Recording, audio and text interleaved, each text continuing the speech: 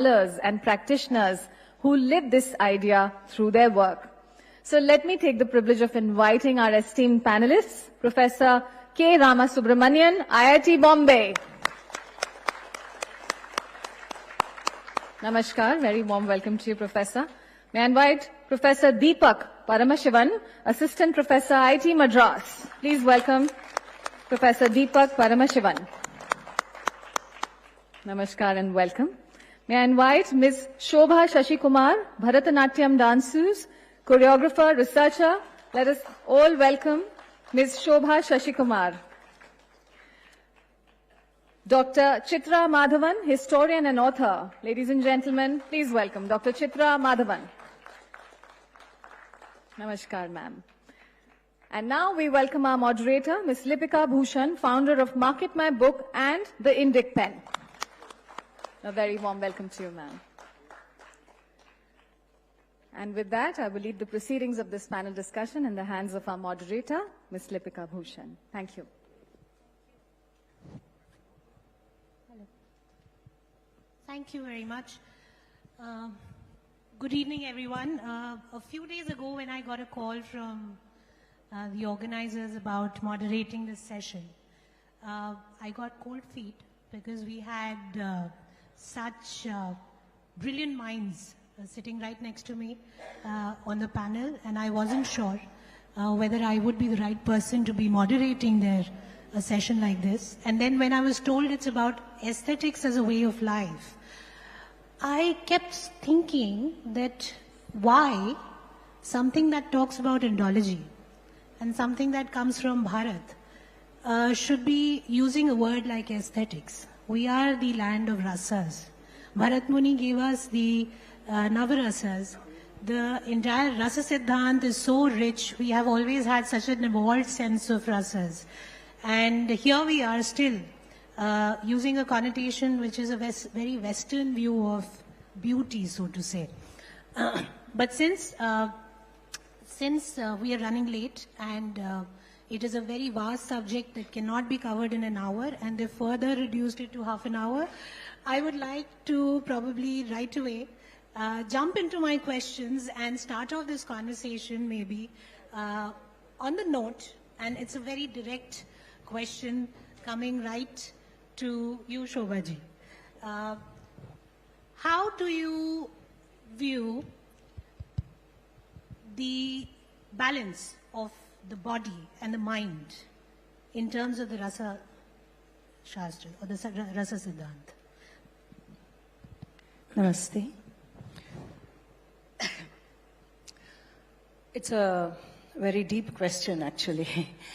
I would like to first start away quoting Bharata himself.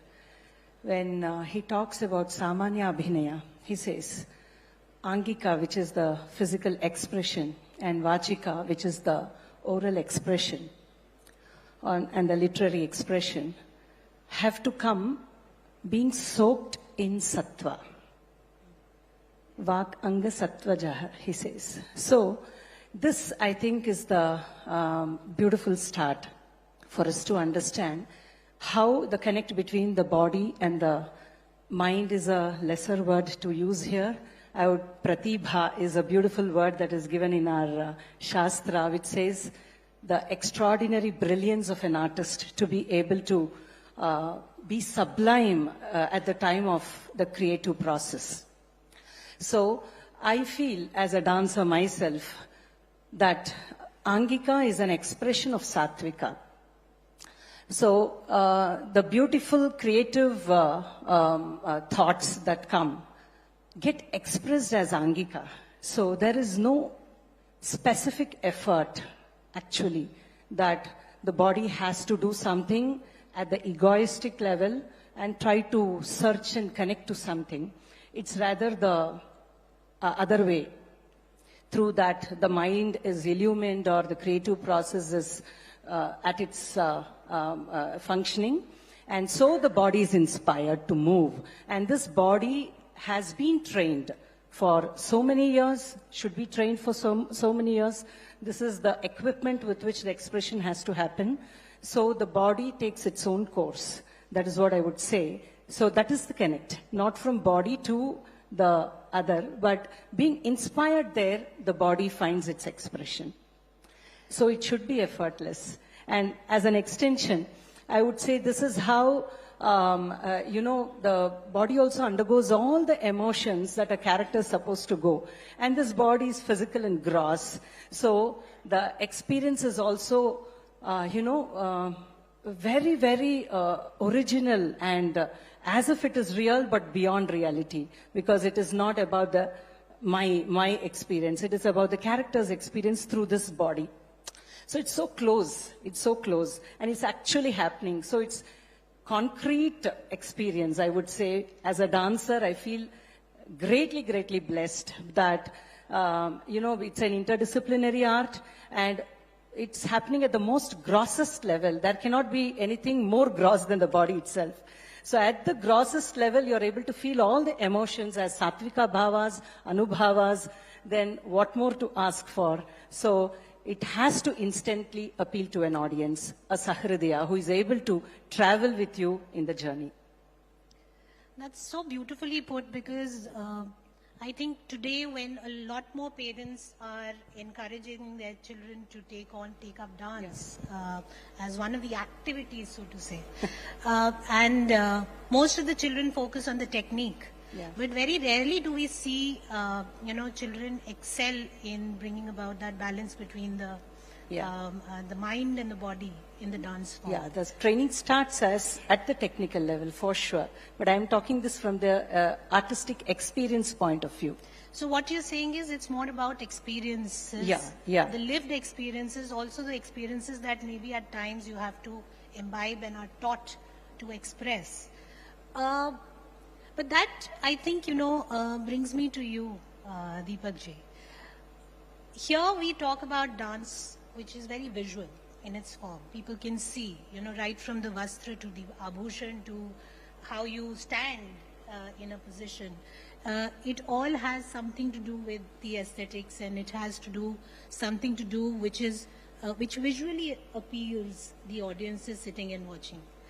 But sound also has a very, very powerful effect on people, and the way it evokes, the kind of emotion it evokes, you can see in an audience. It's the young generation today which is taking showing the world what Indian music can do to mental wellness, so to say. They're taking music around, talking about mental health and mental wellness through Indian music. But this is something very, very intrinsic and ancient for us. I wanted to understand what is it about sound that awakens this rasa, the different rasas. What is it about the sound that awakens the rasa? What works in order for a human to to evoke the kind of emotions that he or she feels after listening to a particular music in a particular rasa? Namaste everyone.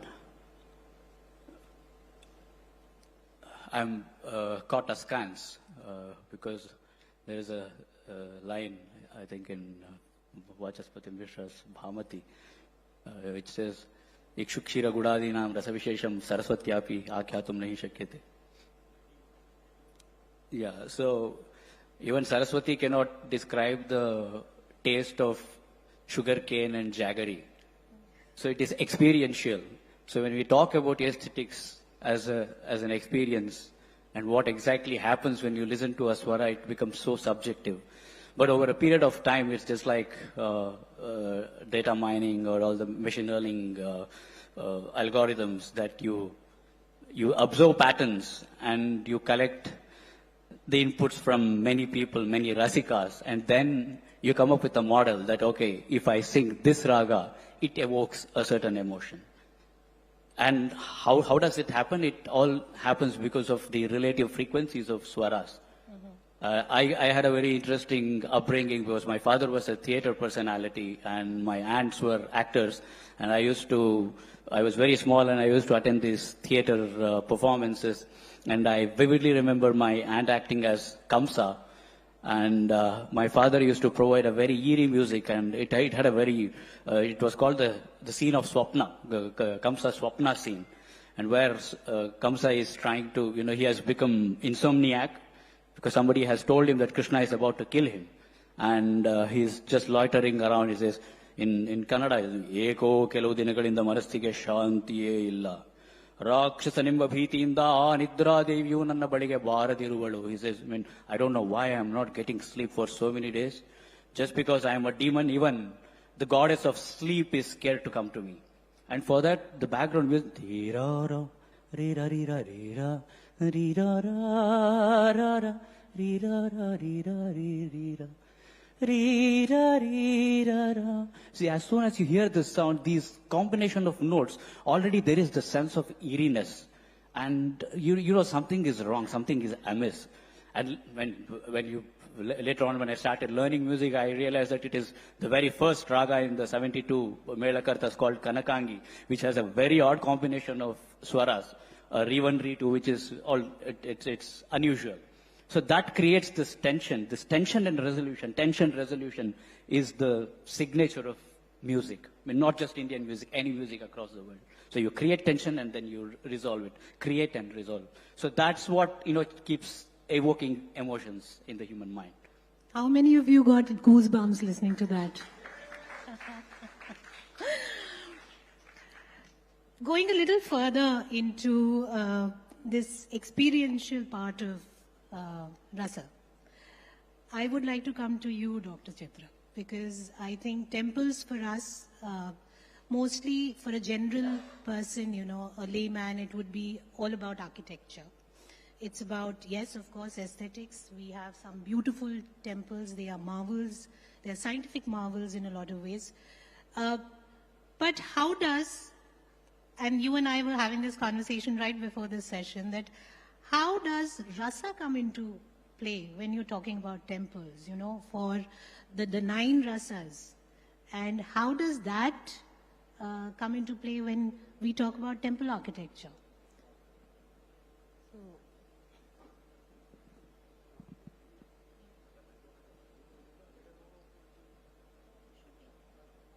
So, when we actually go to a temple, all of us, or most of us at least, we go for one purpose, that is to worship. And that's the reason why a temple has primarily been built. But then, when you look at the architecture, the first thing you do is to get awe-inspired, especially when you go to the older temples, the larger temples, the taller temples, awe strikes you. But I always say this, suppose your relative or your friend has built a beautiful house for herself or himself and invites you.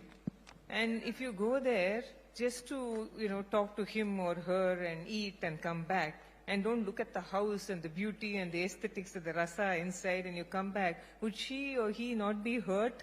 The same thing is with our temples, I always feel. We go in, now it's a kind of barter system. We ask God for something and say, we'll give you something in return, and we come out 5 minutes in this temple, 5 minutes in that temple. Do any of us has the time to stand and stare? Do we look at the beauty of the architecture that can actually emote? One thing we have to understand is, temple architecture is according to Shastra, called the Vastu Shastra. These are the definitive principles, the lines, the rules that have been given. Within those rules, the Vishwakarma, the Stapati, the Shilpi, the architects and the sculptors could innovate. They could experiment. The rules are there very clearly. They are not going outside the rules. But within the rules, they could experiment. And that's where the creativity comes in. And that's where the rasas come in. If you look at the sculptures in temples, all the rasas are there, if you look at them. You Veera Rasa, if you look at Shiva in many of his moods, Vishnu as Rama, etc., Veera Rasa. If you look at Bhibhatsa, that is also there. I've seen temples where rare sculptures of a being called Kabanda, who has his head inside his stomach. When you see that sculpture, immediately you get Bhibhatsa. So all the Hasya Rasa, so many scenes of Hasya Rasa. I've seen a temple where 2 monkeys are actually talking to each other and laughing. One is rolling on the ground and laughing. So our architects and sculptors had all this in mind. And when you portray a particular god or a goddess, like for example, Mahishasuramardini and all her valor, that thought of her actually killing Mahishasura has to be transformed into stone. So that rasa has to come into place there.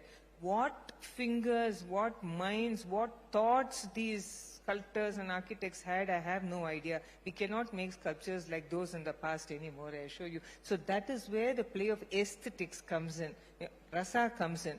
When you go into a temple, if you actually see instead of just looking, the rasas are very much in place. And the Upanishadic saying is the antarvahischa yat sarvam vyapta narayana stitaha. Everything, there's Narayana inside, there's Narayana outside. Narayana, as I mean, in the Almighty. So every part of a temple is full of bhakti, it's full of rasa. Unless we open our eyes and, get attuned to that, we'll miss it completely. But it's there. Very interesting. Very interesting. I would like to now bring in Professor Ramasubramanian into it, because I think we've talked about the mind-body balance. We've talked, there has been a little glimpse into how even maths is, related to music when it comes to musical notes. We understand how aesthetics are not just into creative fields like dance and music and fine arts, but also very much part of our traditional architecture. Sir, how does maths, something which is to do with logic, with Rita, how does that come into play when you're talking about the Rasa Siddhant, when you're talking about aesthetics, when you're talking about beauty? There is no correlation for a layman, so to say. But how does that happen? Okay. When Dr. Chitra Madhavan was quoting, he was saying, Antarvahischa tatsarvam vyapya narayana sthitaha. In fact, in mathematics, our people who got trained in several disciplines were composing these works on mathematics in order to make sure that whatever is available in culture, in your practice, is brought into the mathematical text so that the abstract ideas can be beautifully related to with what you hear around. Let me just quote one verse. So since she was asking this maths, how beautifully they bring in this philosophy. So we have very difficult times in trying to convey what is division by zero, what is infinity, etc. There is a beautiful verse which has been composed by Bhaskaracharya, wherein he says, this dividing something by zero, so gives you some quantity. So dividing something by zero gives you some quantity. This quantity is called Ananta. This quantity is called Ananta. And Ananta, so in fact even in the quoting they were saying Purnamada Purnamidam, this gives that beautiful Padmanabha Swami temple, all that was shown today. So there is a nice verse. Asmin vikarah khare narasho apipravishteshva vinisriteshu. Asmin vikaraha. So in fact in dance all that we have to show is only vikara. Okay. So unless you show some vikara, you will not have experience of rasa. But this one entity, infinity, will not have any vikara. Vikara means change. Asmin vikaraha khare narashau. Kham means akasha. Hara means divisor. When the divisor happens to be zero, whatever quantity that you get, asmin vikaro na. Asmin vikarah khare narashau. Api pravishteshva vinisriteshu. When will the change not happen? So you add some number x, you add something, that x will be shifted to some other point. It can be shifted either to the left of the line or right of the line, or somewhere it can be thrown. But when you have this number infinity, you add anything to that, it is not going to change. You subtract anything, it is not going to change. Okay? So in order to convey this brilliant idea, he is just saying, Api pravishteshvapi nisriteshu. Pravishteshu means you add anything. Nisriteshu, you remove anything. Okay? Then he says, to explain this, Asmin vikarah kahare narasho api pravishteshvapi nisriteshu anantechyute bhutaganeshu yadvat bahushvapi syad laya srishtikale anantechyute bhutaganeshu yadvat bahushvapi. So you add any quantity, however much it is not going to change. Like what? Anante achyute bhutaganeshu yadvat. So in our Srishti we say Brahman. Brahman remains unchanged. Right? Whether it is Srishti, whether it is Sthiti, or whether it is Pralaya. So Vikara Rahitam Brahma. So he tries to bring in this beautiful philosophy that is there. In fact, it is that Vikara Rahityam, that Shantavastha. In fact, Professor Ganti Murthy was we were just discussing 2 minutes back before we entered the hall. So this, any small thing that happens, the program got delayed, I'm extremely sorry, etc. He was just saying there is nothing to feel sorry. So how beautifully they bring in this philosophy. Avashyam bhavi bhavanam pratikaro bhaved yadi tada dukkhair nayujyeran nalarama yudhishthiraha. See how brilliantly they bring in this philosophy. Avashyam bhavi bhavanam, anything that is bound to happen, if it were to have some remedial measures, then Nala, Rama and Yudhishthira need not have landed into trouble. Right? So if the delay were to happen by 2.5 hours, the ticket has to be cancelled. I mean, you have to be Vikara Rahita. Right? So that is one aspect. But for arousing emotion, you have to show Vikara. We need to understand. So whether you need to forget or you need to remember, in Upanayana we have, Smrtanchame, Asmrtanchame, Tanma Ubhayam Vratam. We need to have the ability to forget, we need to have the ability to remember. So it is not that you can choose one or the other. We need to show Vikara at some point. We have to be Vikara Rahita at some other point. Okay, all that is very important. In fact, this is a very beautiful statement. So again, the Shabda, I am just telling you, he brilliantly quoted, Nahi ikshukshira gudadinam madhurarasa bheda shakya saraswatyapyakhyatum. That is the thing. So they say, even Saraswati cannot make a distinction in describing by words the sweetness in Yukshu, Kshira and Guda. All things are sweet. You cannot be just, unless you experience, you will not be able to do. At the same time, we have this beautiful saying, Nahi Shabdahpayan Jyotihi Achandrarkam Nadipyate. You know this? Rendin. So he says, Idam andham tamah kritsnam jayeta bhuvanatrayam yadi Shabdahpayan Jyotihi Achandrarkam Nadipyate. That is the ability of Shabda. So without this Shabda, how can anybody communicate anything? Even in dance, you need that Shabda. Abhinaya, going with Shabda is what creates rasa. Thank you. That was beautifully put, and I think since there was a lot quoted in Sanskrit, I will come back to you with the question, the first question in this part of the segment of the conversation, and that would be about language. We just saw how, rooted aesthetics is even in language. When we use Sanskrit to describe everything from maths to music to dance to even art and temple architecture.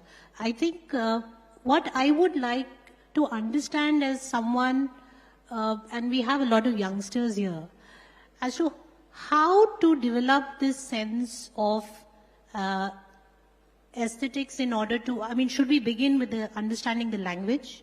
Should we start with understanding and learning Sanskrit? Because it's not easy.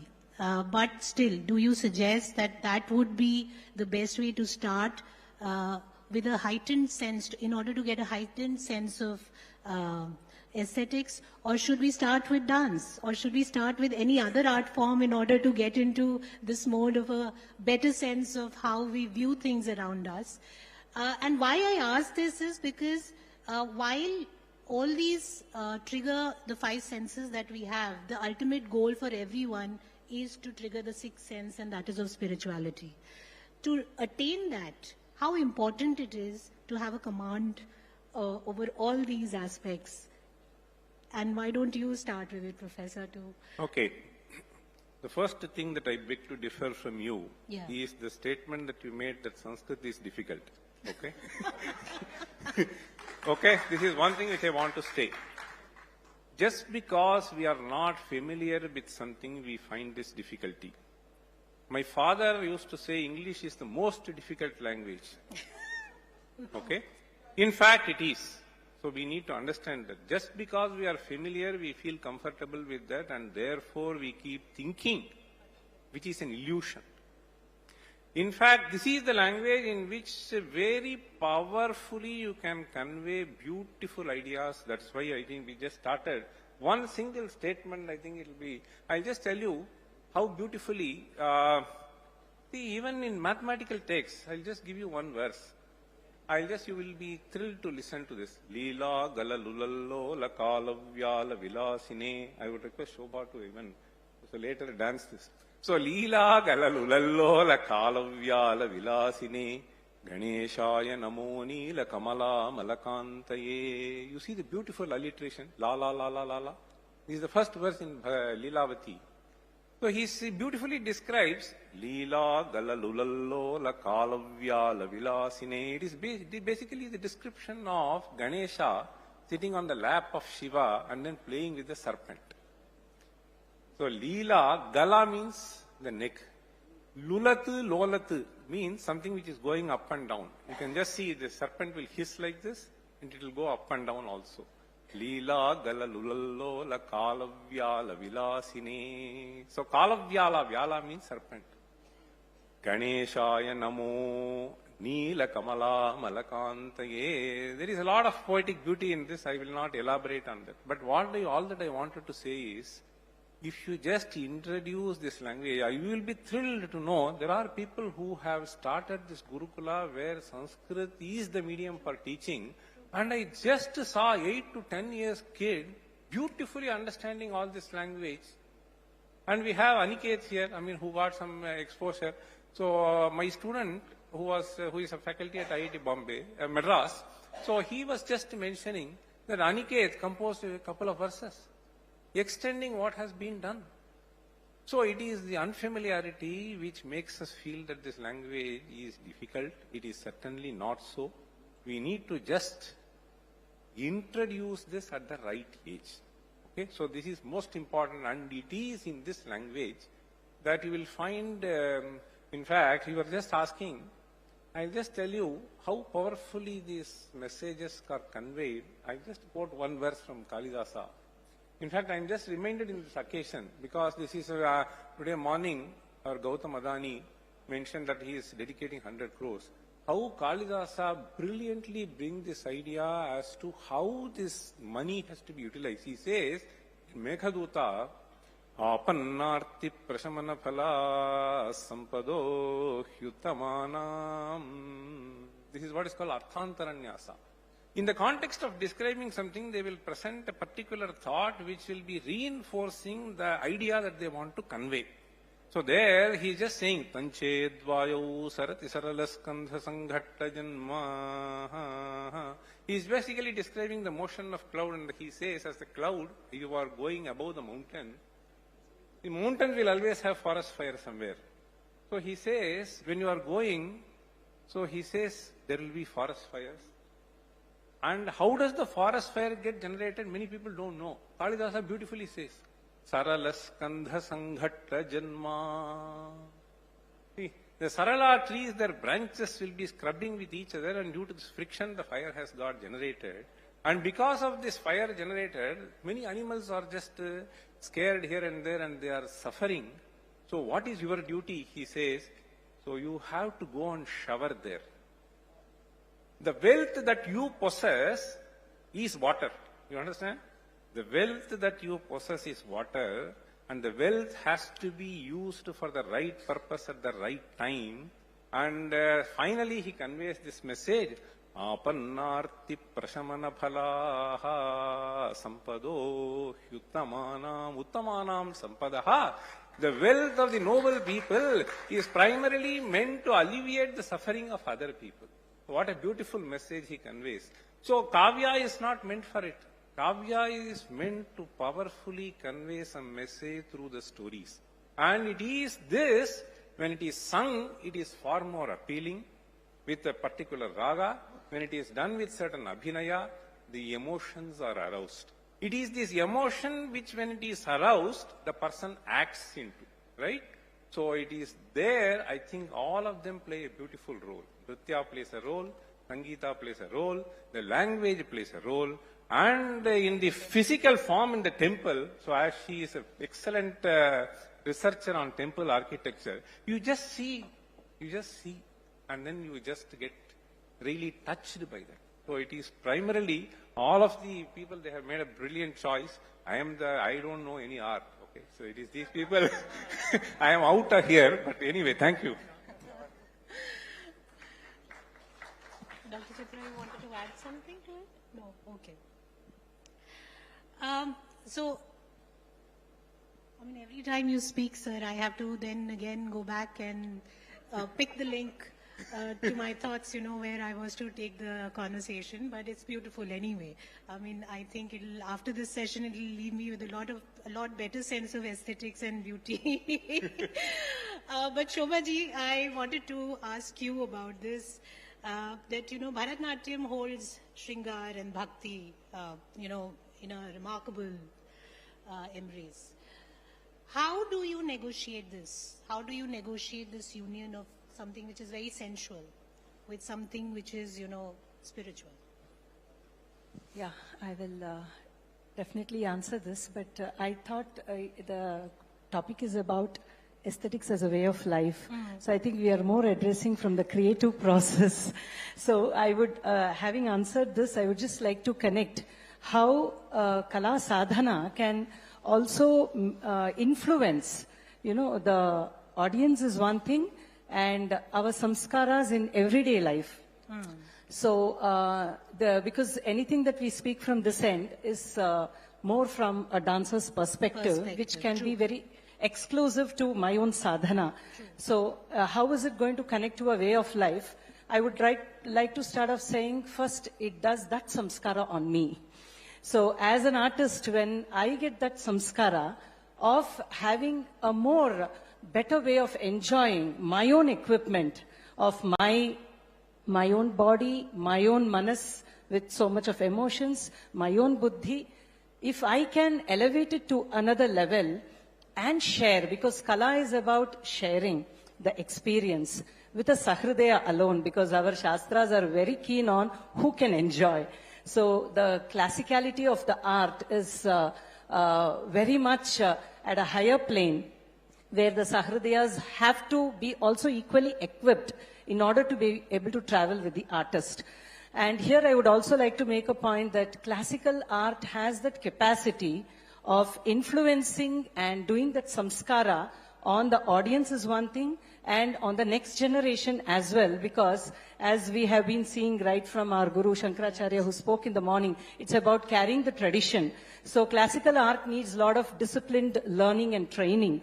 So it's about Nitya Samskara that we do, because disciplining the body is the most difficult thing to start with, right? Because it's so gross. You can always say something is not okay on my body to dance. This is the first complaint we see. Sit in Aramandi, the child doesn't want to sit, right? It's all about denying that kind of physical discipline. So starting from the physical discipline, in order that the body is fine-tuned, the mind has to be integrated with the body.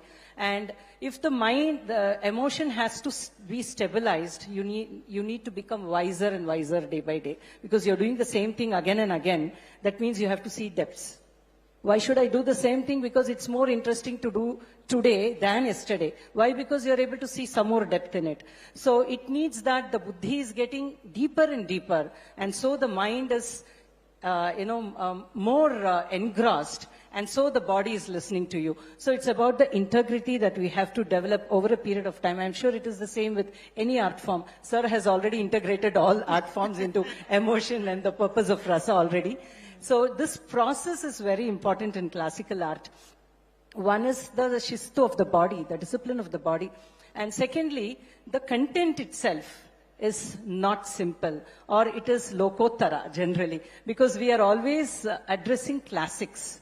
In classics, the emotion is sublimated. You take Ramayana, Mahabharata, or any classical poetry that he was talking about. There is embellishment at the level of, the literature, at the level of music, and at the level of vakrata, everywhere, at the level of the body, for a dancer also. So this embellishment can come only when there is sahridayatva. That is, we are able to enjoy that the beauty is at a higher level than everyday activities. So this distancing, this detachment only can give us enjoyment. Observation is very important to enjoy. Even if somebody is able to enjoy here because they are observing. So we are detaching our own equipment and making it a point of observation. So this is that samskar which needs for any classical training, and any classical art can give this. And an observer is always shanta. You can always feel that, So the indulgence is always not personal, it becomes impersonal. So this develops the samskar of the entire community over a period of time. So you were asking what to learn. You were asking, sir, should you learn, should the child learn Sanskrita? Should the child learn dance or music? I would say, if possible, the child should learn everything. That's what Bharata says. He talks about the confluence in the form of natya in order to become rasa. Right? So that aspect is there, but at least we all have our vasanas that somewhere we feel a drive to learn one art form. Like, I'm more driven to dance, he's more driven to music. It could be anything. So at least that natural drive, if you are able to see in the child, I think that should be nourished, particularly in classical art. Particularly in classical art, because that is going to change the character of the person, and it will change the character or the character building of a community, because art is so influential, because it can influence an audience. So I feel aesthetics as a way of life comes from this samskara itself. And as for bhakti and shringara that you asked me, there is not much difference between bhakti and shringara, except that in rati, sthai bhava, when addressed devotedly, becomes shringara rasa.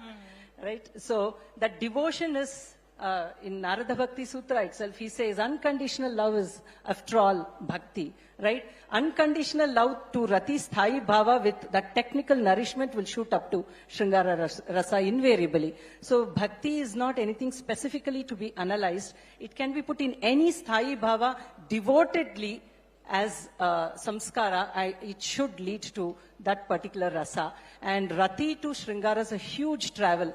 Rati is any personal indulgence, shringara is impersonal revelation. So I think it's a huge travel, and classical art gives us that samskara.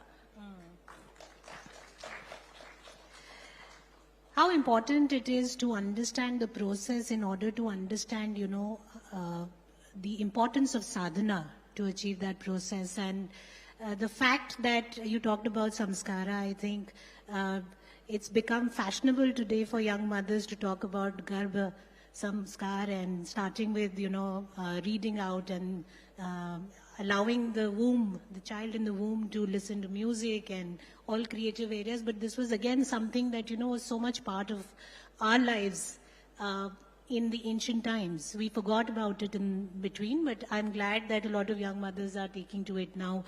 But that brings me to you, Deepak ji, that, you have had a family which gave you that experience and exposure of that creative experience and exposure. But how would you, what would you suggest to the children who are also having to carry heavy bags to their schools? And we are driven away from the regular Guru Shishya Parampara, where, the sadhana was very much part of your daily morning to evening routine. How important it is for one to impart this kind of knowledge through the family environment? I mean, does it really serve as an advantage, or do you think this is something that one can still manage to learn if they are put in a certain kind of conditioning or a certain kind of schooling or gurukulas? What would you like to contribute to that? Yeah, even though my father gave me all the training, I was still made to carry the heavy bag to school. which I didn't definitely enjoy. I mean, it was like a double whammy. When my father forced me to do sadhana at home, I didn't like music. And when I was forced to go to school, I didn't like the school. So as long as you feel that it is a burden, you won't be able to enjoy either of them.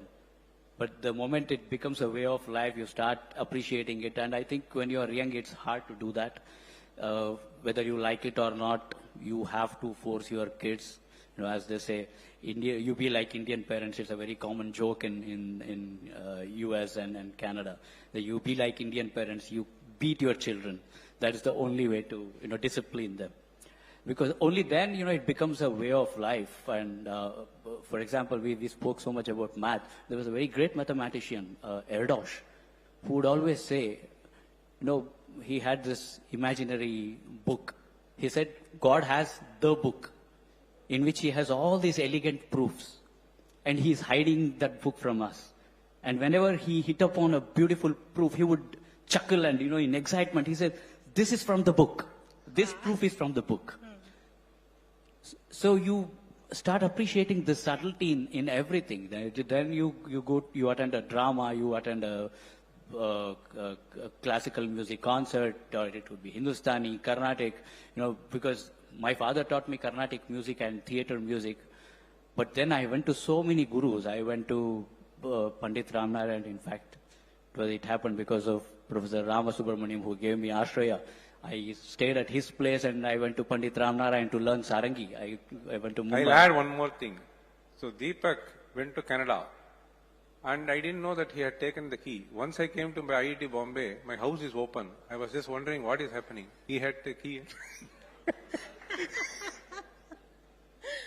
So it doesn't really, just because you are carrying the heavy bag to school, it should really not deter you from pursuing art. In fact, once you do one thing properly, as they say, ik sadhe, sab sadhe. So you do tapasya in one. In fact, you know, you look at Bharata or any of these great musicologists. I mean, they were not just musicologists; they were scientists. You read Natya Shastra, he talks about Chatusarani process in which, you know, he tells you how to tune a musical instrument. He talks about frequencies. So it was not that these were compartmentalized, that somebody who's studying science will only study science, somebody who is doing music will only do music. No, it was always a natural science. Everybody was a natural scientist. Those who studied music was also good at math. Can you imagine all these verses being composed by a mathematician today? It's impossible. It's possible only if you have this real breadth. You know, they say, Kavyeshu komaladhiyaha vayameva nanye, tarkeshu karkashadhiyaha vayameva nanye. So when we talk about logic, we are really brutal. And when we are talking about kavya, we become really soft and sober. So I personally feel it should be very easy to straddle between different art forms or science and art. Dr. Chitra, what will you say? You know, historians are supposed to be brutal. They are supposed to be honest. They are supposed to be impassive, detached to the work of study. What do you have to say in order for, especially, you know, when it comes to something which is as sacred as a temple? Historians are supposed to be all these things. I don't know if they are. But anyway, I'm, you know, coming to temples, which is the subject of this panel discussion as far as I'm concerned. The sense of aesthetics that our ancestors had is, I'm not sure we have that at all today. Even in appreciation, it's not there. We are not able to appreciate what has been left behind. And we need to appreciate, to conserve, and to pass it on to future generations. It's imperative and mandatory that we do this. But how do we bring about that appreciation? I've been thinking about it for a very long time. If you take a group of ladies into a temple, men as well, you can show them the different types of jewelry that is there on these sculptures. It is mind-blowing once you pay attention. Any one temple you take Konark, you take the Tanjavur temple, take any temple across the length and breadth of India, anywhere. it's the kind of jewelry that you see on the ears, on the neck, on the arms, on the fingers, the toes, legs, everywhere. It's replete with jewelry. So this is the kind of jewelry tradition we have, which is being shown on the sculptures. What a rich tradition. We don't have that kind of jewelry today. We can replicate it. Or you look at the textiles from the paintings of Ajanta to the paintings in the temple of Lepakshi. You have all the textiles, you have ikat, you have bandhani, you have so much that is there. You can appreciate that, the garments that they wore. You can also tell a child about the technique of carving, the technique of building. These people didn't build temples just like that. They had to be, first of all, geologists, because you have to study the rock. You can't just bring some rock and put it there. You had to study the ground. Would it be able to hold a structure that tall, that big? It cannot be next to the sea. It cannot be next to very sandy river with lots of sand. You have to select the soil. You have to select the rock. You must know mathematics. You must know geometry. You must know so many things to build a structure that big.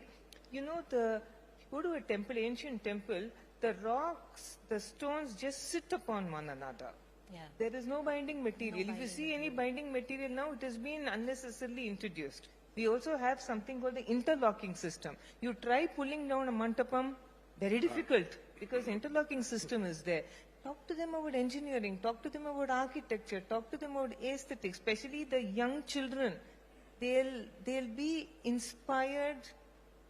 The reason why in India our monuments, anything aesthetic is not appreciated is because we are not introducing that into the child at home or in school. We have not introduced that aspect of rasa, of appreciating something beautiful. Once that is done, I think the entire problem is solved. You know, the children should be introduced to all of this. I mean, this is my take on it. Since they've been animatedly asking me to cut the conversation here, I would request Professor Ramasubramaniam to probably conclude with a very direct question and the topic of the subject, aesthetics. How does one make aesthetics part of their lives? See, I have a very strong feeling, I'll just concur with what has been said by other panelists. It is the lack of exposure that is the sole cause for all the problems that we are facing. True. So if we see, the human mind has the ability to naturally appreciate something. We need to expose them to the right thing. So you just make them do this blah, blah, blah, shooting, blah, blah, that is the way exposure, that's what they will do. So you just go and show the temple how beautiful it is. You have to just keep saying, this is so beautiful, this is so beautiful, you just see that. Then they will be able to naturally do that. Whatever is being taught, unquestionably the mind will be accepting in the impressionable age, particularly between 5 and 15. So in fact, he was just saying, see, there is a beautiful verse in Sanskrit, Lalayet panchavarshani dashavarshani tadayet praptetu shodashe varshe putram mitravadacharet. What more wisdom do we need? So you will judge for yourself. How will a child judge at the age of 7? Even at the age of 27, people are not able to judge. They make false judgment and get into all kinds of troubles. No. What I'm trying to say is, Lalayet panchavarshani dashavarshani tadayet. This is a very beautiful philosophy. So till the age of 5, you have to just fondle the child. Between 5 and 15, you have to be strict. My mother used to pour water into my ears if I don't get up at 6 o'clock. So it is because of that, I mean, we have been brought up in some way and we have been able to learn something in our life. So as she was saying, what is required to appreciate aesthetics, I'm telling you. So we have Dr. Ram Manohar here. There is a beautiful verse in Ayurveda. Ekam shastram adhiyanaha navidyat shastra nishchayam. Tasmat bahushruta shastram bijaniyat chikitsakaha. See, ekam shastram adhiyanaha.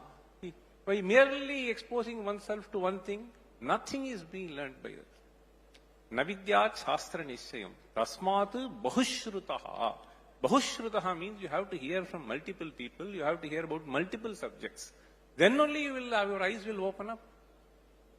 Tasmat bahushruta shastram vijaniyat chikitsakaha. And how do we learn?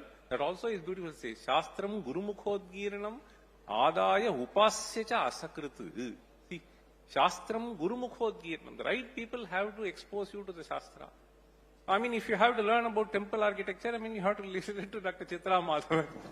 I'm not joking. I'm just not trying to praise anything. So I'm just trying to tell you that somebody who has really indulged himself totally into it, they will be able to bring out the beauty of that. Gurumukhodgirnam. Then, Adaya Upasya cha Asakrit. This is again a very important thing. Adaya, first you have to pay attention and then remember. Upasya, you have to keep contemplating on it. Asakrit, not once, many times. So without that, nothing is going to be gained by us. Any appreciation of aesthetics, first thing is expose people. Expose his people at the right age. My child need not go. He will go to temple at a later stage after 55. Okay? So nothing will happen. At the age of 5, you have to take. I mean, my mother used to say, you daily you go to temple. You will listen. Whatever is being done, I mean, you will pick up naturally. This entire Surya Namaskara, I mean, they will make us do. So you participate in Surya Namaskara. I did not learn Surya Namaskara. By heart it was there. So it is the exposure. My father used to say, I am telling you, not joke. So my father, anytime you wake up, he will be able to tell the entire Bhagavad Gita. He was saying the only reason is my father was giving lectures on Bhagavad Gita, and even as I was 3 years old, I was taken to that. So it just entered into my ears and that samskara finished. So it is essentially the samskara that is placing. So he exposed them to the right thing, right form of art, right. So she was repeatedly saying classical, classical, classical. So you just say, the drums are nowadays beating. Delhi I went. My ear got blasted. I am in a different car. They are saying the other car DJ is done. So it is so difficult. What more dushtra samskara do we need? Well, I come from the city. I come from the city, but even I completely agree. Being a parent now, I now understand the importance of why my father always read the Srimad Bhagavad Gita. Why my mother, even today when I go back to her place to stay for a night, she will switch on the Suprabhatam right in the morning to ensure that I wake up on time. So, but it's been an absolute pleasure and honor to be sharing this stage with you. There is so much to learn from you, and I feel half an hour, 45 minutes, 1 hour is not at all enough. And thank you so much. I hope if there's been any mistake, any truti in whatever I asked, please apologies for that. But thank you so much. Thank you. No, it was all fantastic. Thank you for so well conducting this.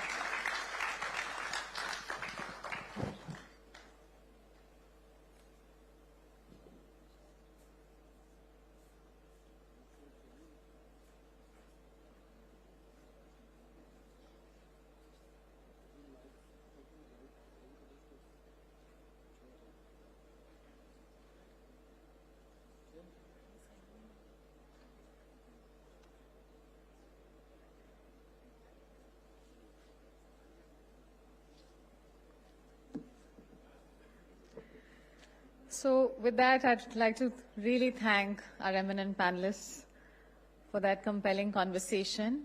And thank you to our moderator, Ms. Bhushan, for steering and navigating the discussions. And ladies and gentlemen, with that, let me introduce our performers, and then we'll quickly reset the stage and bring them on stage.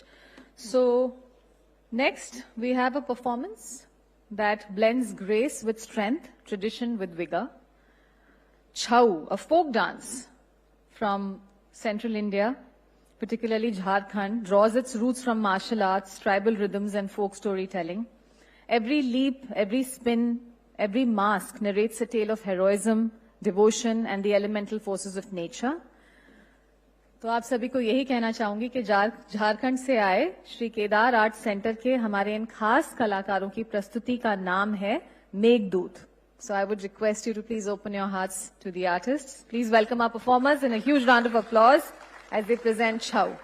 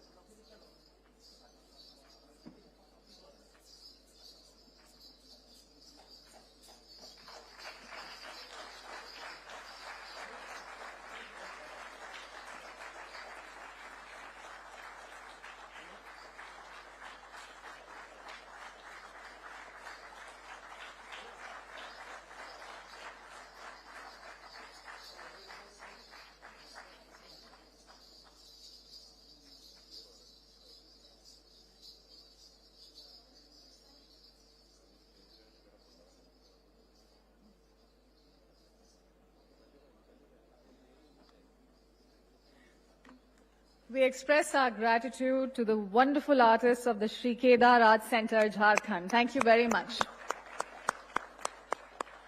And ladies and gentlemen, we now move on to a truly enriching part of today's event, the launch of 3 remarkable works that celebrate India's civilizational wisdom.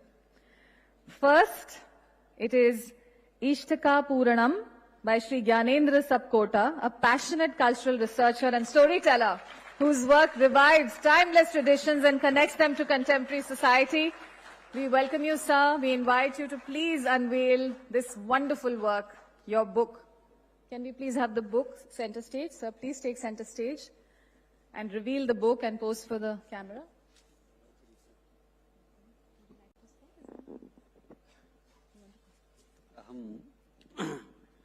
इष्टका पूर्णस्य अस्य ग्रन्थस्य विमोचनाय अस्माकं केन्द्रीय संस्कृत विश्वविद्यालयस्य कुलपतिवर्यान् आचार्यान् वर्खडी महोदयान् आमन्त्रयामि।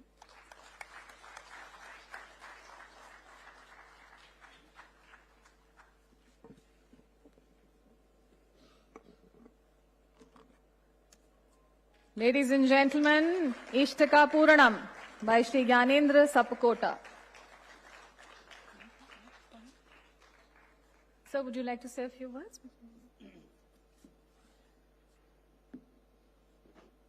इष्टका पूरणम् इति किं किञ्चित् निमेषद्वये अहं वर्णयामि।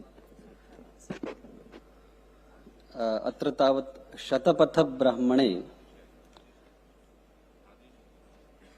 इष्टकानाम् एका वेदिका या खलु सुपर्णचिति इति नाम्ना तत्र प्रसिद्धा, यस्यां 11,000 इष्टकाः उपयुज्यन्ते। वयं यदा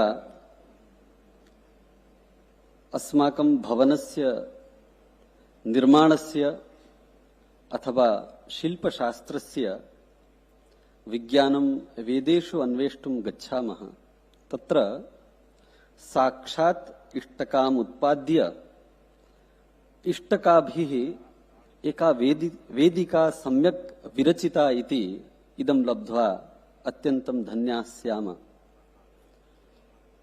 अथ च अस्माकं या भारतीया संस्कृतिः, तस्याः या परम्परा वर्तते, सा परम्परा वेदाद् आरभ्य अद्यपर्यन्तम् अनवरता एव अभ्यस्यमाना वर्तते इत्यपि अनेन ग्रन्थेन आख्याय्यते। अत्र तावत् अस्मिन् ग्रन्थे न केवलम् इष्टकानां गणना उपस्थापिता, अपितु तद्व्याजेन अस्माकं संवत्सरस्य यः क्रमः उपस्थापितः अस्मिन् ग्रन्थे स अत्यन्तं द्रष्टव्यः। अकालादारभ्य अत्र पर्यन्तं वयं यथा अनुतिष्ठामः तथैव अस्मिन् ग्रन्थे सम्पादितः। अत्र तावत् भगवता कात्यायन महर्षिणा शतपथब्राह्मणम् आधारीकृत्य कात्यायन श्रौतसूत्रं व्यरचि। कात्यायन श्रौतसूत्रे शतपथब्राह्मणानुसारं कानिचन सूत्राणि स्थापयित्वा इतः परम् अवशिष्टानाम् अंशानां ये अंशाः साक्षात् शतपथब्राह्मणे नागताः परन्तु अनुष्ठाने अपेक्षिताः, तान् अंशान् स्पष्टीकर्तुम् इष्टकापूरणमिति परिशिष्टग्रन्थं भगवता कात्यायनेन विरचि। तस्यैव ग्रन्थस्य भाष्यद्वयम् एकत्रीकृत्य तत्र तावत् द्वयोः भाष्ययोः अथ च मूलसूत्राणाम् एवञ्च अन्येषामपि सम्बद्धग्रन्थानाम् आहत्य 23 पाण्डुलिपिग्रन्थान् एकत्रीकृत्य तेषां स्वाध्यायं च विधाय अयं ग्रन्थः मया सम्पादितः। भवतां सर्वेषां पुरतः अयम् उपस्थाप्यते। विदुषां पुरतः अयं ग्रन्थः गच्छति विदुषां समवायः अस्य ग्रन्थस्य मूल्याङ्कनं कृत्वा इतोपि अग्रे किमपि कर्तव्यं चेत् माम् उपदिशन्ति इति अहम् आग्रहं स्थापयामि। धन्यवादः।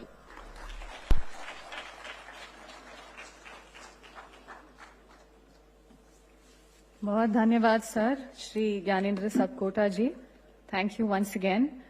And next, ladies and gentlemen, the work that I'm going to announce now is Jain Ganit by Professor Anupam Jain, an eminent scholar whose interdisciplinary research bridges Indian knowledge systems and modern thought. His work brings classical texts to life, making their relevance clear for today's world.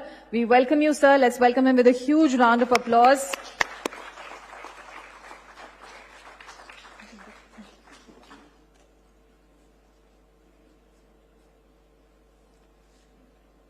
Professor Anupam Jain is going to now unveil Jain Ganit at the Adani Global Indology Conclave. Thank you very much, sir.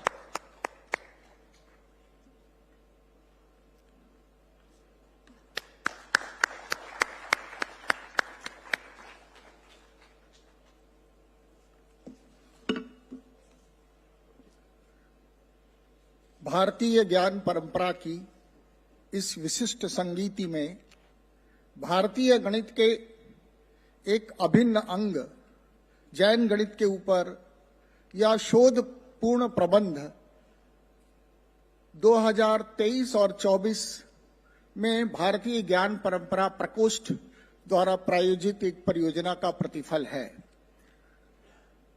भारतीय ज्ञान परंपरा में वैदिक और श्रवण संस्कृतियां सतत समांतर रूप से प्रवाहमान रही, किंतु जैन साहित्य के विलंब से प्रकाशित होने अथवा जैन ग्रंथ भंडारों में ही संरक्षित बने रहने के कारण गणित की दृष्टि से उसका सम्यक मूल्यांकन नहीं हो पाया। अपराह्न में कुछ विद्वानों ने कतिपय गणितीय आविष्कारों और कृतियों के संदर्भ में बताया, किंतु वह पर्याप्त नहीं है। मैंने शिक्षा मंत्रालय भारतीय ज्ञान परंपरा प्रकोष्ठ की परियोजना के तहत 700 पृष्ठों में भगवान ऋषभदेव से पौराणिक रूप में और वस्तुतः ईसा पूर्व 500 से लेकर 1800 तक के जैन गणित की विकास यात्रा, उसके वैशिष्ठ्यों और भावी शोध की दिशाओं को इस ग्रंथ में संकलित किया है। इस आशा और विश्वास के साथ कि वैदिक संस्कृति में जो गणित है, जो श्रमण संस्कृति में गणित है, जगत गुरु शंकराचार्य भारती कृष्ण तीर्थ जी महाराज, जिनकी परंपरा के प्रतिनिधि आज हमारे बीच आशीर्वाद देने हेतु पधारे, उन शंकराचार्य जी के वैदिक गणित में, केरलीय गणित में और यत्र तत्र विभिन्न भारतीय विद्वानों के द्वारा किए गए विद्वानों के अध्ययन को जब समग्र रूप से प्रस्तुत किया जाएगा तो उससे भारतीय ज्ञान परंपरा विशेषता, भारतीय गणित का महत्व और गौरव वृद्धिंगत होगा। इसी भावना के साथ जय Bharat.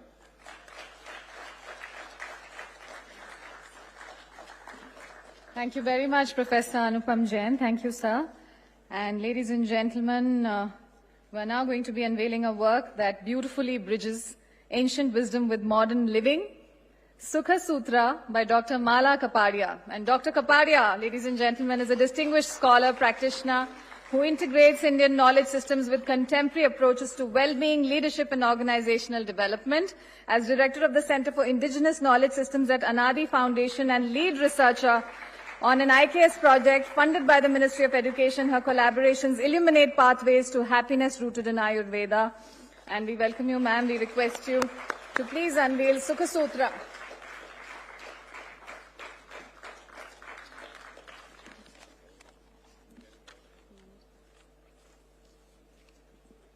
Namaskaram. Jai Garvi, Gujarat. Adani group और आईकेएस डिवीजन के प्रति कृतज्ञता व्यक्त करती हूं। जब भी मैंने विश्व के हैप्पीनेस यानी कि आनंद सुख रिलेटेड सर्वे देखे तो हमेशा भारत को बहुत पीछे दिखाया गया। भयंकर दुखी है जैसे हमारी प्रजा, ऐसे दिखाया गया। और मेरे मन में एक भाव रहा कि हम कैसे इसका एक अपना तथ्य रखे, अपना सत्य रखे। और आयुर्वेद के अलावा और क्या हो सकता है शास्त्र जो हमें वेल बीइंग और हैप्पीनेस, हिता आयु और सुखा आयु के साथ जोड़े। तो आईकेएस डिवीजन से रिसर्च ग्रांट मिली और 3 साल तक संशोधन हुआ, स्केल बना, फ्रेमवर्क बना और ये पहला आयुर्वेद आधारित वेलबींग और हैप्पीनेस सर्वे है।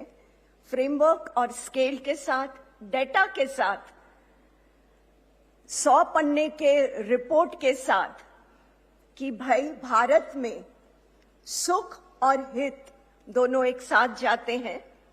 Wellbeing can not be achieved unless we understand that Indic and planetary flourishing is connected.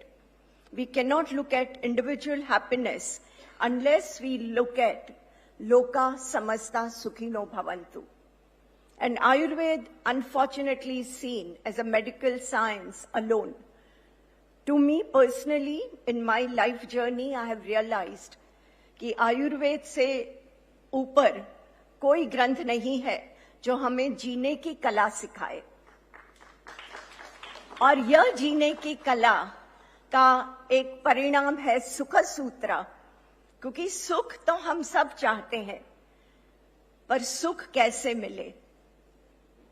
जब मैंने हित आयु सुख आयु का स्केल बनाया तो चकित होती रही मैं कि हमारे पास आयुर्वेद में इतने सारे फ्रेमवर्क है जो हमने कभी उनका दर्शन, उनका शास्त्र साइकोलॉजी के साथ, मानव शास्त्र के साथ, पॉजिटिव साइकोलॉजी के साथ, इकोलॉजी के साथ, न्यूरो साइंस के साथ नहीं जोड़ा।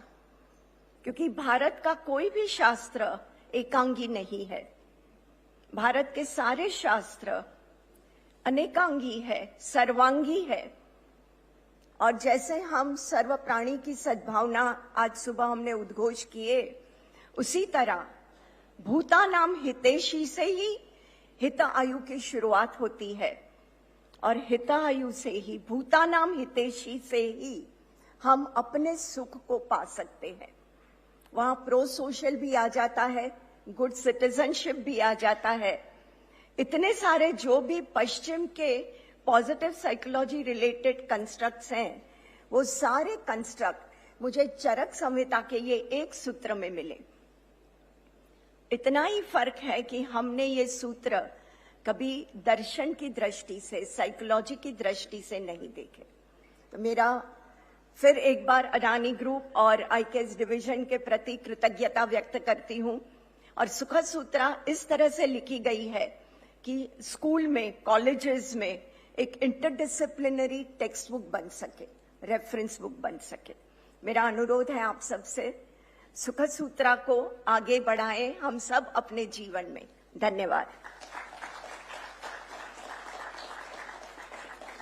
Thank you very much indeed, Dr. Mala Kapadia, for unveiling Sukha Sutra amidst us all. And with that, ladies and gentlemen, we're transitioning to a very pertinent panel discussion. And in this next panel, we will explore some pertinent questions that are very simple and yet very profound. What connects our histories? What works today? And what can be built together for tomorrow? So, from joint archives and translations to teacher exchanges, museum collaborations, startups, heritage walks, digital storytelling, this is a panel that aims to identify practical next steps and a shared network for the Indosphere of the future. So we're moving to a conversation, ladies and gentlemen, that is unmissable, and I would suggest you don't leave your seats. Please remain seated. because this is a conversation that widens our lens from Bharat to the world. A dialogue on how India's civilizational knowledge lives, evolves, and inspires cultures across the Indosphere. This session brings together overseas scholars and cultural leaders who work at the crossroads of Indology, innovation, education, and global cultural ecosystems. I'm going to request you, ladies and gentlemen, to please be a part of this conversation. And our eminent panelists are going to explore how Indian knowledge, the Vedas, Buddhist philosophy, epics, languages, the arts, Ayurveda, and aesthetic principles continue to shape societies across Southeast Asia, the Gulf, Africa, Europe, and the Americas. And I think the stage is set. I'm going to take the privilege of inviting our panelists now. So, ladies and gentlemen, let me take the privilege to call on stage and please welcome her with a big round of applause, Dr. Shashi Bala, Dean, Nandlal Nuwal Center of Indology, Bharatiya Vidya Bhavan. Please welcome Professor M.K. Veerasinghe from the University of Kelaniya, Sri Lanka. Please help me welcome Professor Victoria Demenova from Ural Federal University, Russia. And to guide this global conversation indeed, please welcome our moderator, Shri Sachin Chaturvedi, the Vice Chancellor of the historic Nalanda University. Namaskar to our esteemed panelists. We are so grateful that you could take out time for this very pertinent conversation.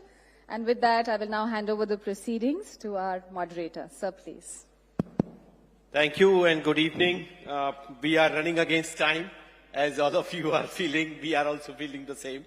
But we have a very accomplished panel, which has put together several thoughts, and during tea breaks and lunch break, I was catching up with them in terms of exploring the idea and the preparation with which they have come today. So I think we should do full justice with that. I was suggested 7 to 8 minutes. Probably we would go for 9 to 10 minutes each, and I would still very much be keen to wind it up in 30 minutes or so. Broad issues, as was just now mentioned, in terms of when we see Indology, and we heard respected Reverend Shankaracharya ji in terms of why we should desist using the word Indology, or if we use what caveat is required to describe it. It is important to see whether Indosphere and Indology, how they are intertwined, how they are interconnected, what are the ways that they are connected, and in what different ways we see them, particularly in terms of identifying logic, metaphysics, grammar, even peace, what kind of issues that this has contributed. Is it a physical construct? Is it just the cross-border, as we heard Dr. Nair? We also need to think in terms of where it should go, how the cross-border exchange of this knowledge should be there, what kind of future challenges which we are seeing, as now you hear Russia declaring itself as civilizational state, China talking about civilizational state. So in the geopolitics, you find more and more contestations around the idea of civilizational state. Egypt has also declared itself as a civilizational state. So what is the relationship between civilizational states and non-civilizational states? How they bring in ethos and practices? What are the ways Indosphere really brings in epistemologies that are important, the ethics, the dharma, or even the pramana that are needed, or as we heard in the previous round of discussion, aesthetics, what kind of rasa are important. So some of these unique trends which intertwine civilizational connects, Sri Lanka, Nepal, even countries like Indonesia, we could not get the speaker today, but Indonesia, the whole Southeast Asian tradition that is there, whether it is Buddhist tradition or if we see the cross-connect, the Ramayana tradition, we find some of these in terms of bringing in issues which are now extremely relevant for global governance. The kind of violence that we are seeing, the kind of disruptions that we are seeing, the kind of reverse effects that we are seeing of the allopathy and the chemical-based health sector management, we see the importance of Lok Sangra. We see the importance of the desire that the Indian tradition brought out in terms of collective welfare. So from that perspective, what are the threats that we can pick up for future prescriptions? At Nalanda University, in the last fortnight, we had a major conference in terms of ancient roots of Indian foreign policy. So Dr. Jaishankar is extremely keen in terms of picking up the threats from the ancient knowledge system. We are in February planning to do a bigger conference on that. Our idea is also to see how Indology is relevant for modern knowledge system.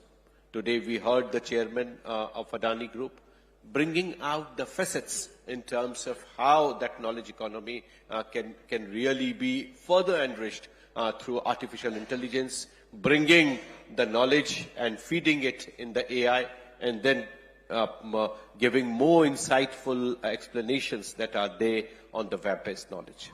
Some of our panelists have brought in together ideas which are of significance, ideas which are in a way going to give us practical lead on how we go forward. What are the ways this convergence can happen? And I would congratulate Dr. Guru Ganti and his team at the Ministry of Education who have put this effort together. And of course, since morning, we all are celebrating the initiative that has come in form of a very consolidated voice, not through just sponsoring 14 scholars, PhD scholars, but also much more consolidated effort and push through the resource allocation that we heard this morning. So from that perspective, the larger practical connect that are important for Indian knowledge system, the idea that is there with Indology, in what way that Indosphere should be defined. What are the contours within which it should be? What would be the role for multilateral institutions? What would be the role for foreign policy, the knowledge, the economy? And as we are hearing, France has been pushing for the cultural economy and they are intertwining the idea of ethos and practices which France feels US has ruined in the Europe. So this kind of resurgence that we are seeing of localization of development strategies, localization of ethos and value systems, multiple issues, and the panel is extremely rich. Let me start you with you, Dr. Shishibala.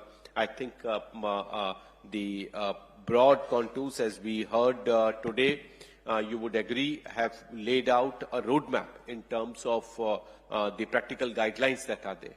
My question to you would be, in what way you see this guideline emerging, and what are the ways serious work can go in?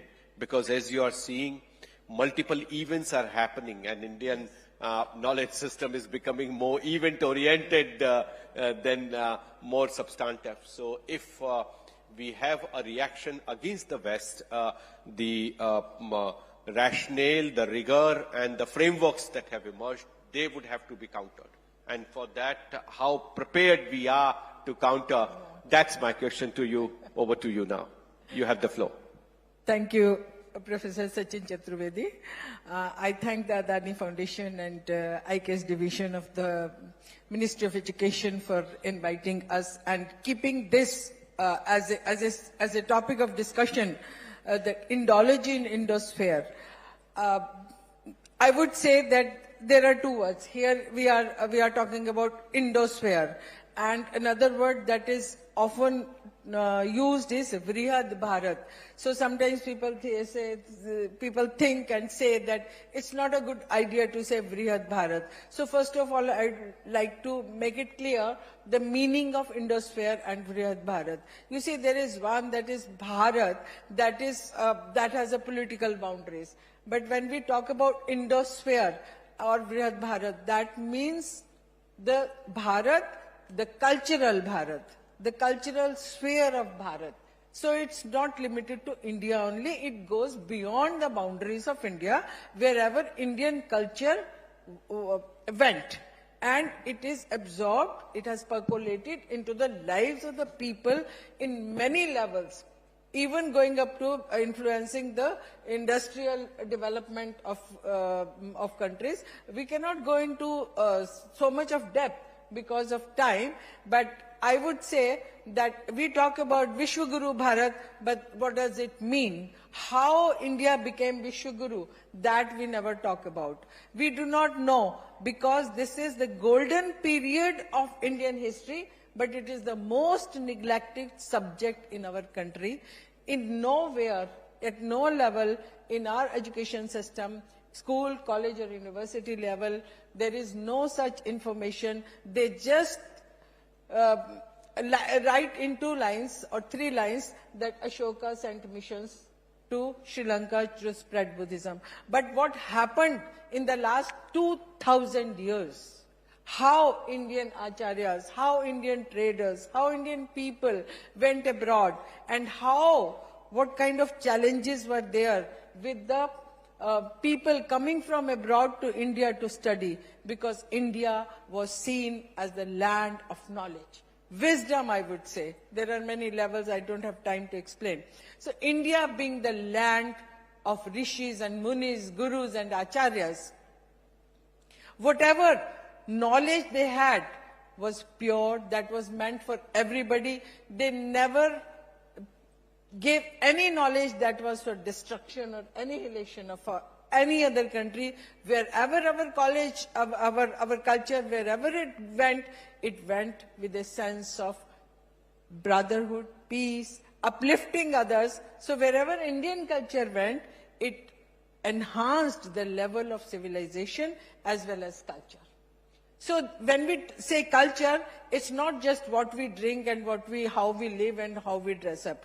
Indian culture means intellectual culture.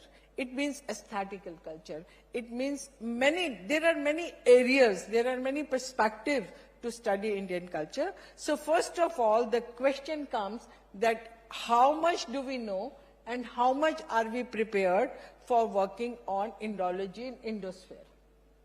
And how it will help, as you asked, how it will help. So wherever Indian culture, we had a relationship of being brothers. Brotherhood was there. Whatever we gave them, it was peace, it was for upliftment. So people became friends. Countries became friends. Wherever Indian culture went, countries flourished. The best example I would give is the kingdoms in Central Asia. When Indian culture was flourishing in the kingdoms of Central Asia, the kingdoms are flourishing because of many reasons. I am not going into the depth. But as soon as the Indian culture was destroyed, then it became a no man's land. Even China didn't know the Xinjiang, what was there, what was happening. That is why there were so many explorations in Central Asia. And so many countries went there, scholars, explorers, historians, they went there, they dug and took away so much of treasure from Central Asia. But now, today, if they invite people like us, they want to listen to us, understand their philosophy, understand their culture, but they don't permit to take the camera inside any of their structures. So how are we prepared? We are not at all prepared. Because we know nothing about this area. I'm very sorry that I wanted to show you at least some photographs from various countries that how Indian knowledge had spread from Mongolia to Indonesia and Cambodia. For example, Panini has been studied even now in all these countries. India gave language. People gave a sweeping statement that Sanskrit is the mother of all languages. No, please be correct. Sanskrit is the mother of Indian languages, not the foreign languages. Sanskrit enriched the foreign languages. It gave words to them, terms to them to express. When Indian culture went, what were they doing? They were all making tombs. Tomb culture was existing in all these countries. But when Indians went there, the new culture that is called, I would call it temple culture, that reached there. So what is the difference between a tomb culture and a temple culture has to be discussed in detail. And how it developed, how it took a sense of glory, beauty, splendor, uplifting consciousness. When we visit a temple, how do we construct them, and what kind of, there is a lot that has to be discussed about temple culture. Number two, what were the kings and the emperors doing? They were going, invading, establishing huge empires. But when Indian culture went there, then they combined virtue. Virtue, they gave the ideas of virtue, ideas of ahimsa, and compassion, all those even to the emperors. Number two, for example, Genghis Khan of Mongolia, he established a huge empire. Tibetans established a huge empire. But how to handle it if they don't have a script? So India gave scripts to all the Asian countries. And there are many wrong narratives also that are to be corrected. When I was just talking about Genghis Khan, as soon as we say Khan, we think he was a Muslim. No, Khan and Khagan are royal titles. Number two, people think that Turks, when we talk about Turks, because we don't have knowledge. So when we say about Turks or Uyghurs, we think they are all Muslims. No, all Turks were Buddhist. Whatever manuscripts are pre-Babur that are discovered from various countries, various areas, various sites, they are all Buddhist manuscripts. So, similarly like Uyghurs. So, how the things traveled, what India gave to them, India had a rich treasure of knowledge. How it gave to them? Chinese started coming to India, that is a written historical record in 67 AD. First Sanskrit acharyas reached there, and a monastery was specially built for them for translation of a Sanskrit text. So it went on from around 1200, 1300 years, and today China has more than 3,000 Sanskrit texts translated into Chinese, and that is compiled as Tripitaka. When the Sanskrit text reached Tibet, there are more than 5,000 Sanskrit texts translated into Tibetan and also Mongol. And many of the texts are lost forever from our collections. We do not know about it. Who knows that on the Great Wall of China there still exists a Sanskrit inscription?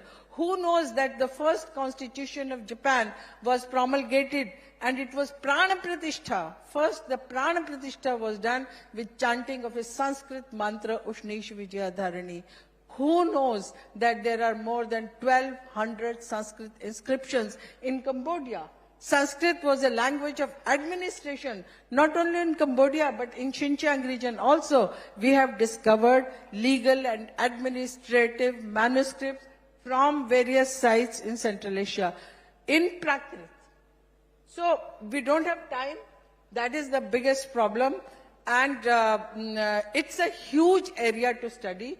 We are not prepared for it. We do not have good libraries. There are very few libraries in India where we can do this kind of research. Researches are almost, so many of my foreign friends, they ask, Shashi Bala, why no Indian comes to our universities to study this? Because we give a new perspective. We give a different kind of understanding. And when there is understanding of each other's culture, for example, we are working on a dictionary how Lithuanian language is close to Sanskrit, how Armenian language is close to, all the European languages are close to Sanskrit because of the words that they have taken. So I just give you one example from English, that the word advocate. Ad, vok and it. The in-between dhatu, we call it in Sanskrit, vok, comes from Sanskrit vaj. If you take out vaj from that, what will happen? So like this, you can go on and on, giving examples that how we were connected. From near the Ural mountains, from where my friend comes, we have found traces of yajna. So people were doing yajna. Still there are traditions in many European countries, they do yajna differently. But we do not have any knowledge, any information, no books, not enough to study these areas. So how Vedic ideas have percolated into Buddhism, like Sahasra Shirsha Purusha, Sahasraksha, Sahasrapad, how even the Buddhists, they created deities with 1,000 arms. So hundreds and hundreds of questions are there. Even if you ask me today, I will give you 100 projects to work on Indology in Indosphere. So it's the most neglected subject, and I request all my vice chancellors here and Gantiji here and the Adani Foundation that they should give support to all these subjects, this area. It will help us to be better friends, to have better bilateral relations. We will feel we are close to each other. Otherwise, how long can we suffer from wars? How long this earth can be shattered by bombs? We need brotherhood. We need understanding of each other. We need the philosophy of life, and that comes from the Sanskrit text, and that is the Indian knowledge system. Thank you. Thanks, Thank Dr. you. Shibala. I think today with Dr. Mala Kapadia's book and Jain Saab's book, I think we have made this first step that is needed to bridge this knowledge gap. At Nalanda, you would be glad to know this year we could admit students from 21 countries. And we have maximum number of students from Vietnam, 80 students from Vietnam. And we could also admit students from China, Indonesia, Sri Lanka, of course. So multiple nationalities are there. And I think this effort to bring in cultural connect with new modalities of engagement, I think are important. Sri Lanka is extremely important, sir. And your role in terms of understanding civilizational connect between India and Sri Lanka is something that Dr. Veerasange is of key significance in this whole debate.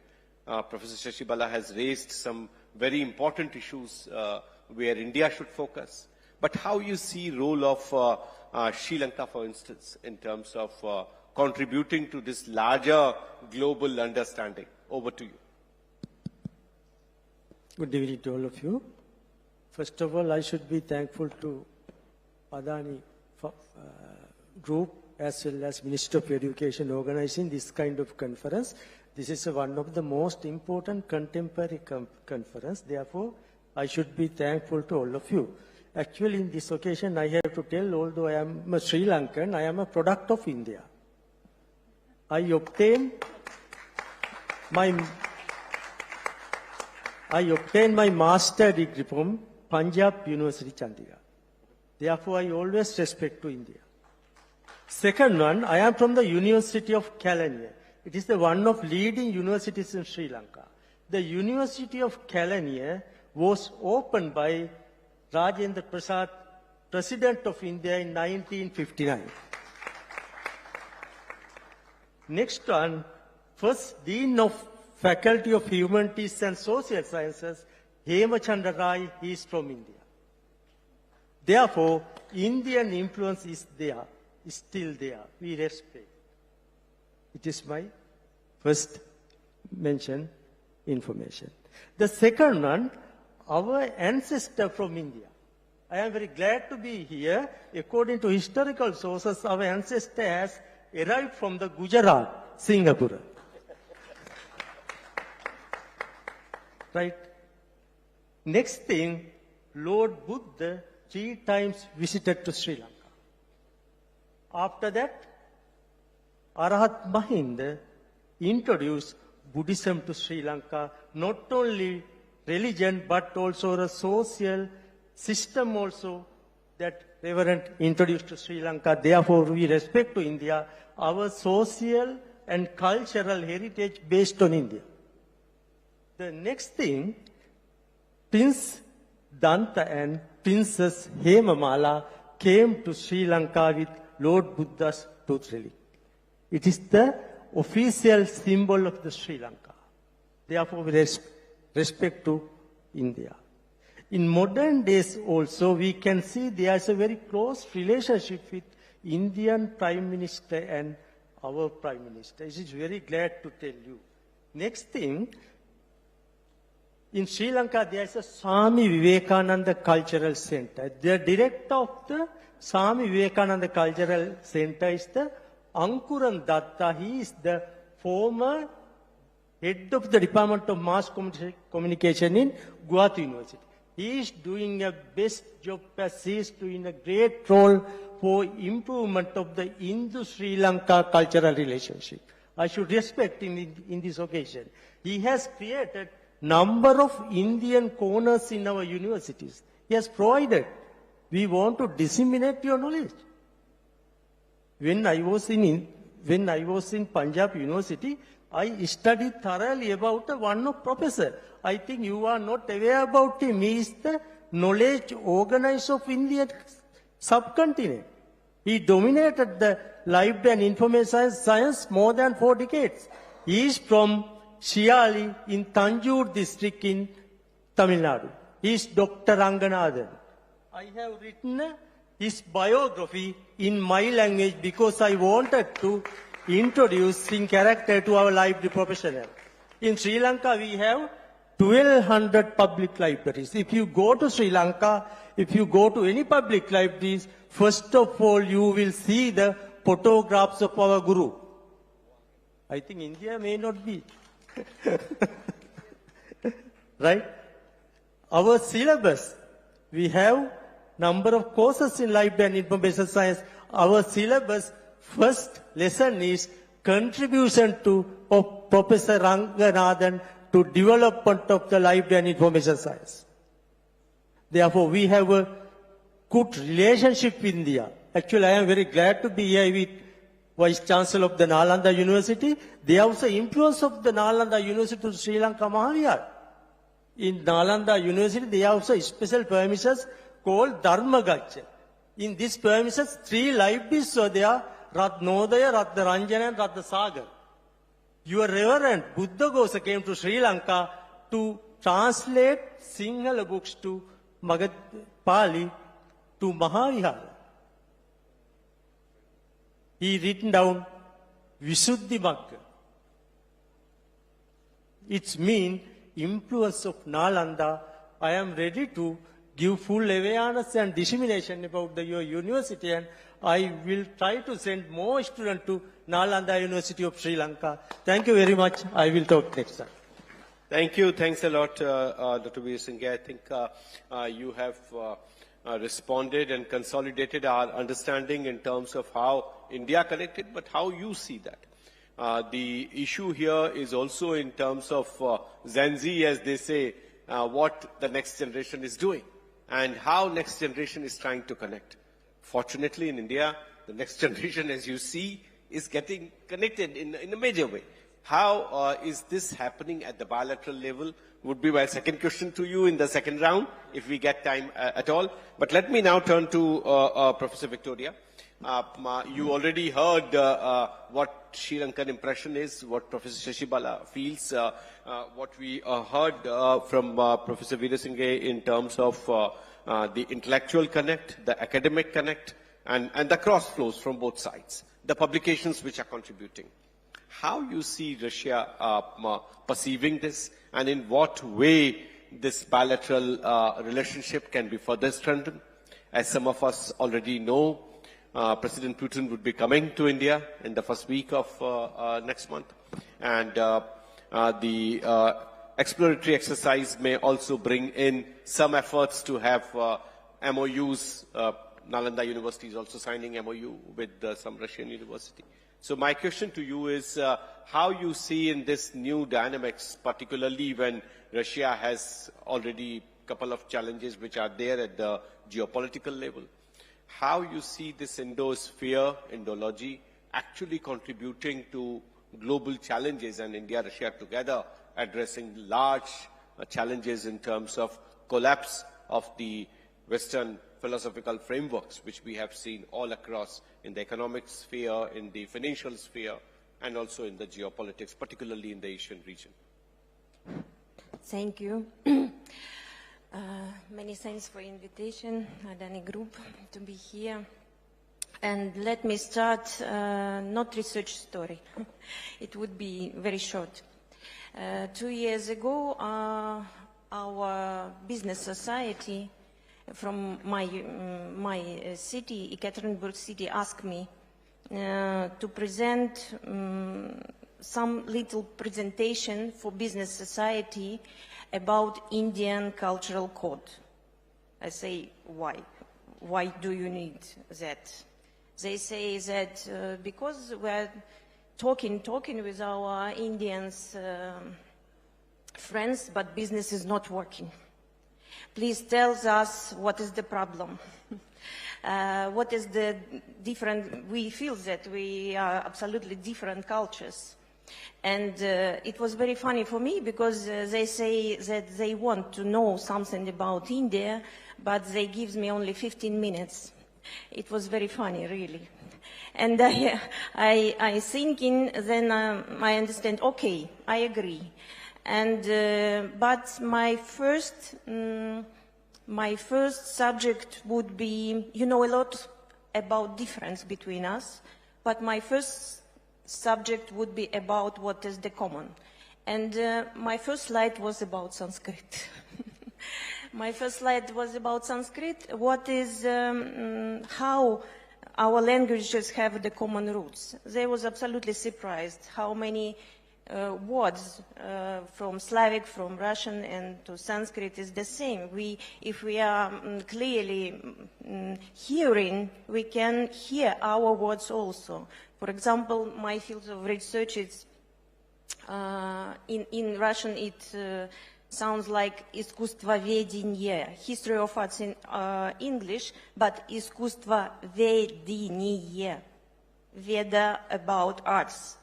And a lot of different examples I have, but it is interesting to mention that idea about Indo-European group of language belong to two distinguished, absolutely distinguished science of Soviet Union. It is Ivanov and Garmklidze. Ivanov also was Indologist. And now we know that we have the groups of different languages, and we have the common roots of our languages also. It is idea from Soviet Union, but they are Indologists. That is the main thing, I think. Of course, first steps of Indology in our country was in 18th century, and during 19th century, 20th century, we have in St. Petersburg and Moscow were many Indologists. It is, example, Yuri Rorik, Fyodor Shirbatsky, Aldenburg, Yelizarenkova, Dubyansky, Georgy Zograf, Lyudmila Shapashnikova, and a lot of names. But the main things, how we can save this traditional of Indology. Now, for example, in St. Petersburg, we have conference by Zograf, name of this Indology. And in Moscow, we have Dubyansky conference also. And but I need to mention that, unfortunately, in nowadays, the cycle of Indologists became narrow and narrow. And it is not like 30, for example, years ago. What students tells me is that we need to understand what job we will have in our future. And while I think in modern society the role of Indology and of Sanskrit can be presented absolutely on another way. Not one of the ancient Indian language, but system of thinking, first of all, I think. and system what interconnect the different things of nature, mind and spirit. Mind, spirit and nature. That is, I think, the three very important things of Sanskrit and the system of knowledge in India. In modern digital world, we understand that our kids lost in human basis. And system is interconnecting objects like mind, spirit, and nature can be very useful. Another thing, what I'm thinking, that is parampara system, and it was mentioned in the title of this conference. And because parampara is based not only spiritual way, it is also based of any scientific school of any discovery in any science. That any research group, any scientific fields has a future only if they have roots and they understand what is the roots they have. And in any science, scientific teacher also is not only scientific teacher, it is teacher of life also. It is the idea of, no, I think that it is the big gift of India for all knowledge in all the world. And if we are talking about future, I have one question, maybe it's not suggestion, maybe it is question, that, for example, in every big university in Russia, we have Confucius Center. And we had Goethe Center from Germany, like cultural centers. And I think we need something like that from India also, to show to society not only linguistic aspects, not only Sanskrit like a language, like a system of mind, like parampara, for example, and different type of interconnecting what can show the Indian culture, how deeply these roots and how it can help to survive in nowadays, in digital worlds. Because Indians' gifts of knowledge, it is how to be, for me, how to be a human, how to be a spiritual human and a human in common. Thank you.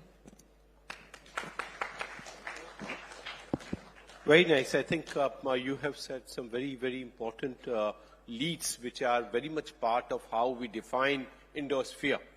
You heard this morning, and I hope you gathered it, though it was said in Hindi, but largely the idea was that instead of Indology, we should use the word Bharatology. So yes. India and Bharat. So you probably might have gathered what was being construed. So my question to both of you is in terms of if next year this conference calls itself Bharatology or brings in this Bharatology and Indosphere together, how you think a reaction would be, say, in Russia and Sri Lanka? How you think usage of Bharat would be seen? Because so far English language and the way Westerners have defined India or Indology, and we heard this morning the contours of it, how you see that. So probably I begin with you, Professor Veerasinghe. Just 1 minute and then...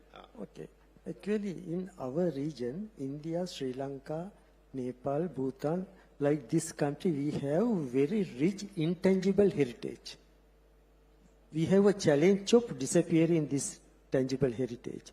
Therefore, we should start collaborative program to conservation and preservation of intangible heritage. Thank you. Thank you. Thank you. Very important note. Victoria, any further addition on the point that I just raised in terms of India or Bharat? Is there any discussion? Has that thought crossed your mind at any point? I need to say that first reaction of different colleagues with who I talked about Bharata, first reaction was surprised that somebody can change totally way of history, I think. And, but it is inspiring. Yeah, it is inspiring. Okay. Yeah, I am told the time is up, but just 1 minute, Professor Shibala. Yeah. You see, we have to give a narrative with this, that why we want to change from Indology to Bharatology. Because Tibetan studies are Tibetology, Japanese studies are Japanology, Chinese studies are Sinology. Then why not Bharatiya study is Bharatology? Thank you. On that big note, a big hand for the panel. And we thank the panelists for their quick responses and very substantive policy leads. With this, I thank our panelists and thank Adani Foundation and, of course, Ministry of Education for this great opportunity. Thank you. Thank you. Thank you. I thank the eminent panelists very much. Thank you very much for your insights. And I'd also like to thank our eminent moderator, Shri Sachin Chaturvedi ji, for drawing the best from this conversation. And with that, ladies and gentlemen, हम अब आपको लेकर चलते हैं आंध्र प्रदेश की एक ऊर्जावान और भक्तिपूर्ण परंपरा की ओर. Tapeta Gulu is a devotional drum dance performed to praise the rain god, a vibrant expression of gratitude and hope. The rhythmic chants, the powerful beats, and the synchronized movements all echo a community's faith in nature and its cycles.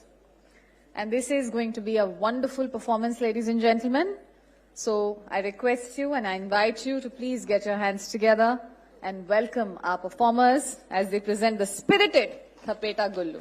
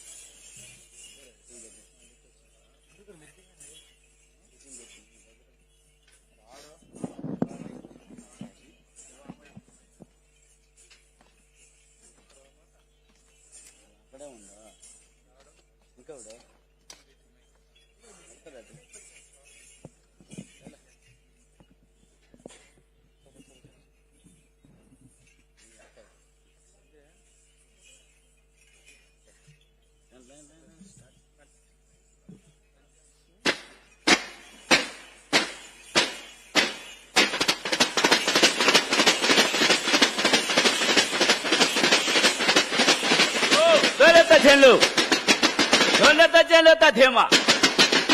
Yo Marakadharu. Rahawima. Adabadi Bignes Ruda. Seva Seva Morteve Ganada, Nova Semane Comarada Ganada. Seva Seva Morteve Ganada, Nova Semane Comarada Ganada. Avokara Tandamaya Ganada, and Nova Nempale Maya Ganada. Avokara Tandamaya Ganada, and Nova Nempale Maya Ganada. Yetera Dalaki Ganada, Nova Mutara Kanadavaya Ganada. Yetera Dalaki Ganada.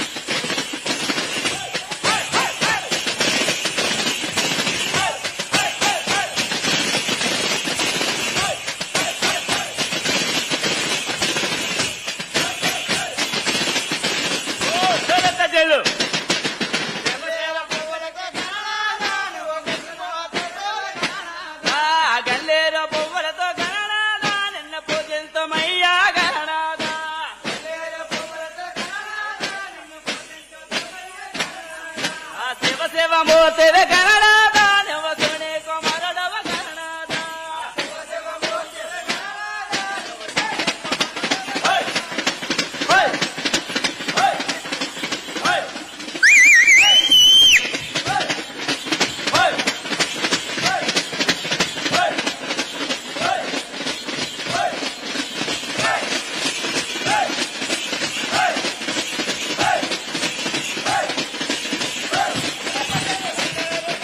Kalleru పువ్వులతో అయ్యేమ దైతోడ బొమ్మాన తల్లి సరస్వతి దైతోడ బొమ్మాన తల్లి సరస్వతి ఏమ దైతోడ బొమ్మాన తల్లి సరస్వతి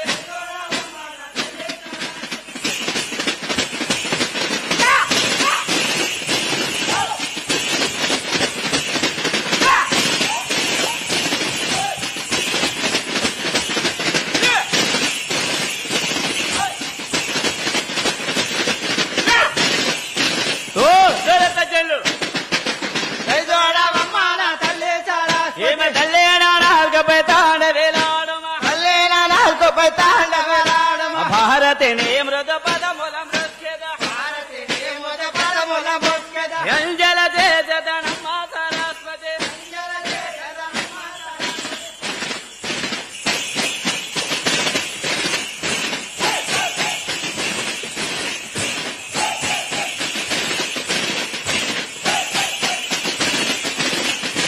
ఓ దొరత చెల్లు అంజల దేశదనమ్మ సరస్వతి అంజల దేశదనమ్మ సరస్వతి అంజల దేశదనమ్మ సరస్వతి దైతోడ బొమ్మాన తల్లి సరస్వతి హై హై హై హై హై హై హై హై హై హై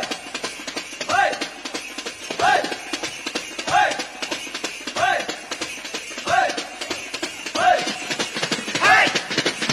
హై హై హై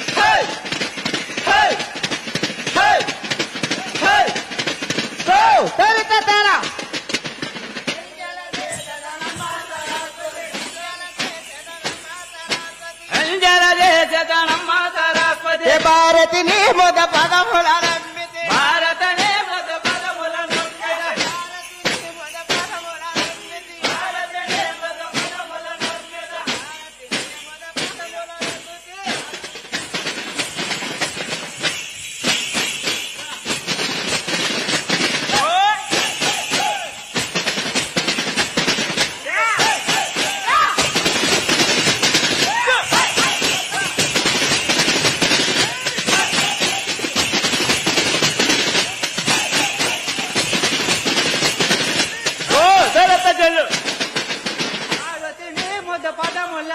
ఏమయ్యల్లో ఏమాయల్లా మాయల్లా రావణ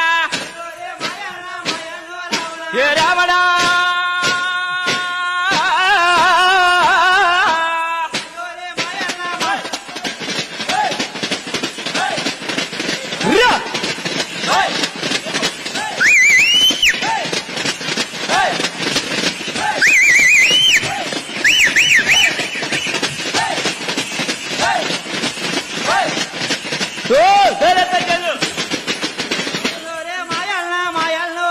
నువ్వు నా బొమ్మ చూడవా మాయల్లా రావణ మాయల్లా నా బొమ్మ చూడవా మాయల్లా రావణ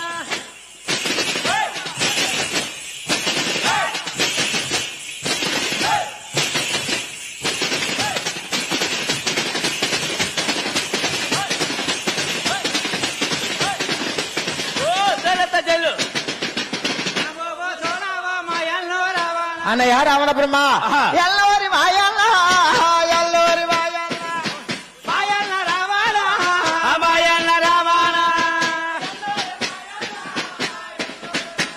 అవునా మాయల్ల రావణ మాయల్ల రావణ అల్లయ్య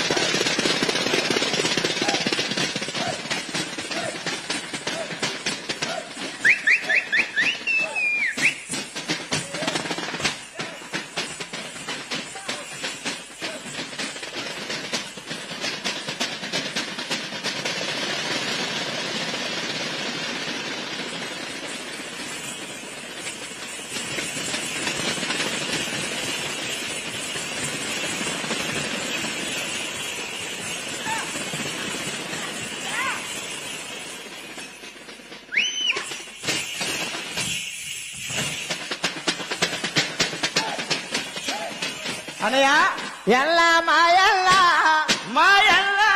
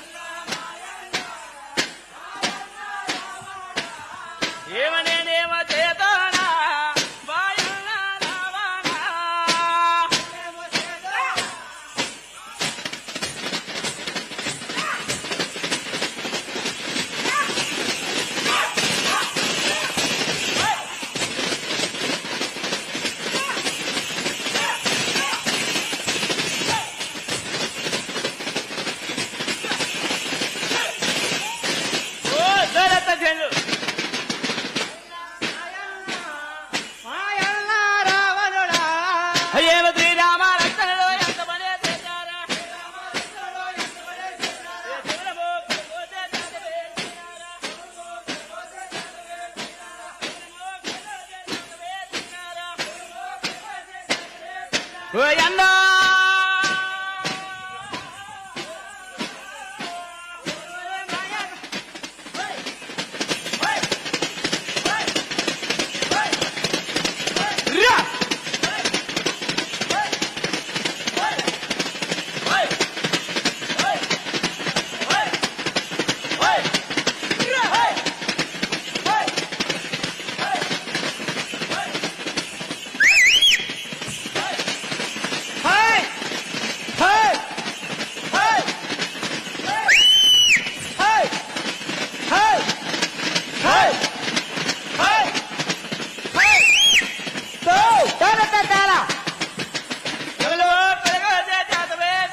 అన్నయ్య రావణ బ్రహ్మ రామ లక్ష్మణులు చెవులు ముక్కుల కోసి చేత పెట్టి అలా చెవులు మొక్కల కోస చెవులు మొక్కల కోసి చేతనే పెట్టారా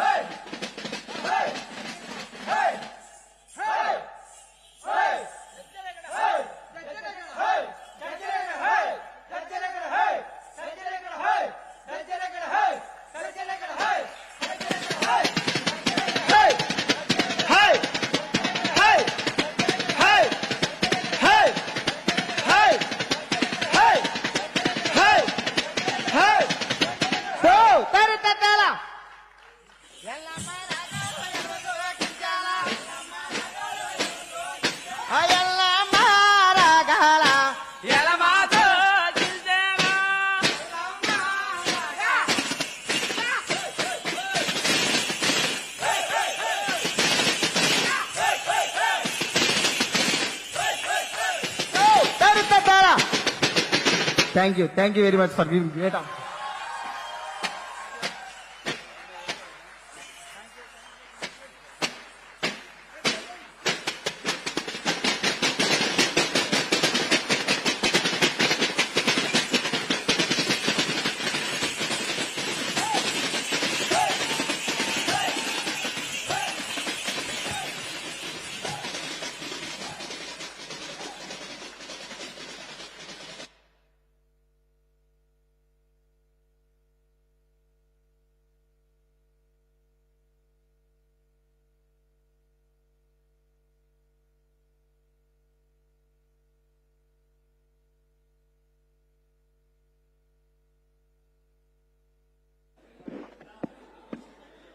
Ladies and gentlemen, how wonderful.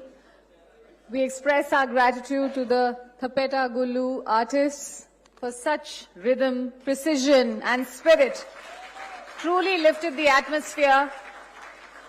The mobile phones came out of pockets and handbags so that some videos could be made. The energy was electrifying, truly. And now, of course, while the team resets the days, let us turn to what comes next. We're going to move into a deeply relevant and forward-looking conversation on well-being with the healing sciences of Indian knowledge systems. This session, equally compelling and unmissable like the others, ladies and gentlemen, is very, very important and pertinent, so I request you to please remain seated. And this session bridges India's ancient healing wisdom with today's scientific innovation. So this panel is actually going to explore how Ayurveda, yoga, and emerging tools like neurotech can work together to support mental and physical well-being. The discussion will look at practical evidence-based protocols that use diet, herbs, breath work, guided practices, and also digital applications. So our very eminent experts who are here with us today, they are also going to reflect on very key questions that define responsible innovation.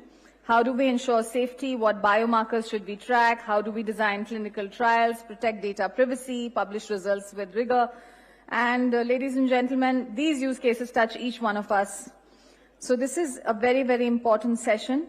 And let me now take the privilege of inviting our panelists. Like I was saying, these use cases touch each one of us: stress, sleep, metabolic health, women's health, workplace well-being. So this is a session about building solutions rooted in India and relevant to the world. So I take the privilege of inviting our panelists, Dr. Rajiv Vasudevan, founder and CEO of Ayurveda Hospitals. Let's welcome him to the stage with a huge round of applause, please, ladies and gentlemen. Ladies and gentlemen, applause is the only appreciated form of interruption. Welcome. Namaskar, sir. May I welcome Dr. Ram Manohar, Research Director at Amrita Vishwa Vidyapeeth. Namaskar and a very warm welcome to you, sir. Please welcome, ladies and gentlemen, Professor Lakshmidhar Behera, Director of IIT Mandi. Okay. So I'm going to now request Dr. Rama Jayasundar, Professor and Head of NMR and MRI at AIIMS. Let's welcome the lady with a big round of applause.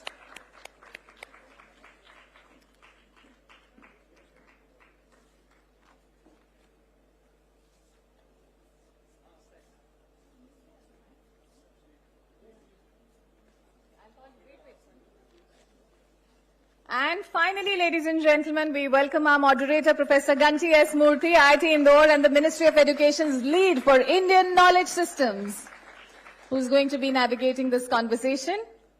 I extend a very warm welcome to our eminent panelists. I thank them for their time and presence. And with that, I now request Professor Ganti S. Murthy to kindly take over the proceedings. Sir.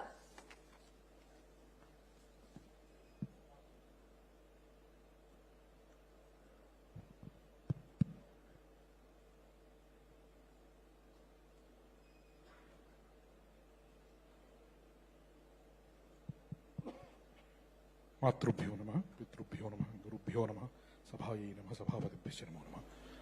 Before coming to this panel, I was warned that if we take even 1 second beyond 20 minutes, they will not let me. So anyway, I know we are running very late. So I think, as they say, Sthali Pula Ka Nyaya. So the idea is, even if you take a few grains from a pot, and then see whether it's cooked or not, that's enough. So I'll take refuge in that, and then I'll ask only a few questions, one question each, and then maybe we can go for one small round of this thing. And in the interest of time and everything, I'll request you to please limit your responses to about 2 to 3 minutes each in one round. So I'll start off with you, Rajiv ji. So you have been very successful in taking Ayurveda, Apollo Ayurveda to a lot of people. So my question for you would be, how do we take our traditional practices and position them not as really a junior partner in a larger ecosystem of healthcare, but as the mainstream? If you can please share a few thoughts about that, that would be wonderful. Thank you.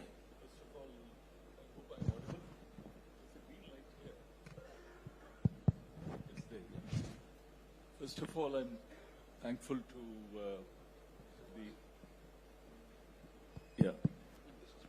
I hope I'm audible now. Yeah.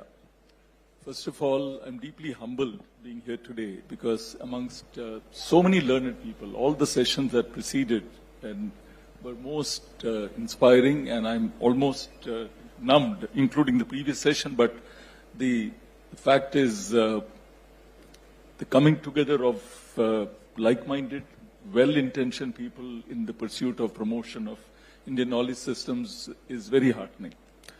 To your question, Gantiji, what people don't realize that what constitutes conventional or mainstream medicine addresses primarily 1/3 of healthcare demand, 2/3 of healthcare demand, and which is precisely the tertiary, quaternary, emergency care piece. Everything that proceeds from, as we say, from preconception to end-of-life care, if you take that, and you take out this piece, which is the tertiary quaternary care, which is 1/3, 2/3 is something that Ayurveda directly comes and can address. So first of all, it is not a junior partner by any means, first of all, to understand. And why we should really look at this is that all the countries of the world are struggling with healthcare burden. They're not able to figure out the answer. The richest to the middle income to the poor countries, everybody struggles. India does not have to take that path. Ayurveda and yoga is the way out. And this is not just a patriotic, chauvinistic statement. This is the way in which India can totally alter the narrative or the paradigm of healthcare. And what do we mean by that? Preconception. We begin with primal prevention. How do you look at, and primal prevention starts when a lady conceives. But preconception planning, somebody talked about Garbha Samskar. Garbha Samskar starts, even before, when you start thinking about conception. So, from there to primary prevention, secondary prevention, tertiary prevention, you take the entire life cycle and you bring in this concept of well-being. Because the well-being word, when we say the perspectives from Indian knowledge systems, what you have to realize is that well-being fundamentally, there are so many, and I know that we don't have time, but I wish we had time, that from the very basic part, and let me stick to mainstream contemporary relevance, that well-being is not just a feeling of, and we have to differentiate between transient and sustained well-being. Sustained well-being is what Indian knowledge systems talks about, not just a temporary, relaxing experience. So when you get into sustained well-being, what we are actually seeing is at different stages of care. Take, for example, a cancer patient post-chemotherapy, radiotherapy. I want to go totally different from the type of topic you're talking. There, that patient has a need for well-being. How do you restore well-being in a cancer patient post-chemotherapy, radiotherapy? So I'll give you a quick example here. That person, you restore the virtuous cycle of good health. And I'm using a term like this, which means you restore Agni, you improve Nidra. So Nidra, Agni, remove the Amatvam, and then Mala, the bowel movement, and micturition, and calmness of mind. So if you restore this, and you won't believe it, patients after road traffic accidents, Ayurveda comes in and the patient is comatose, virtually, quadriparesis. And you begin with restoring this virtual cycle of good health along with modern medicine. So it's not as a junior partner. And at some stage, modern medicine transfers the patient to Ayurveda, patient walks out. So well-being is the other extreme. The other way quickly to say is, we did a study of 20,000 patients who came to us. What is very interesting is, if you take these parameters like Nidra, Agni, Mala, Mutra, Manas, Ojas, Indriyas, right? 49% had depressive tendencies. 46% had insomnia. 44% had anxiety. Digestion, assimilation, these kind of things. But the interesting part, 2/3 had 3 or more of this. 82% had 2 or more of this. This is an Indian population. So when you look at well-being, this is not a desired or luxury thing. Well-being today is virtually like a birthright. Most Indians are suffering from an absence of well-being. Right? So to address this, that is why the relevance comes. So let's not look at well-being as a luxury for some, but as a fundamental right. And Ayurveda and yoga at the body, mind, spirit level. I have lots to talk, but I'll pause here. Thank you. Thank you so so much. It's never as a junior partner. So even within an Apollo system, This is hugely relevant, and as we look at integrative medicine, and this is a very complex subject or very controversial subject, there's a very neat way in which these systems can work together.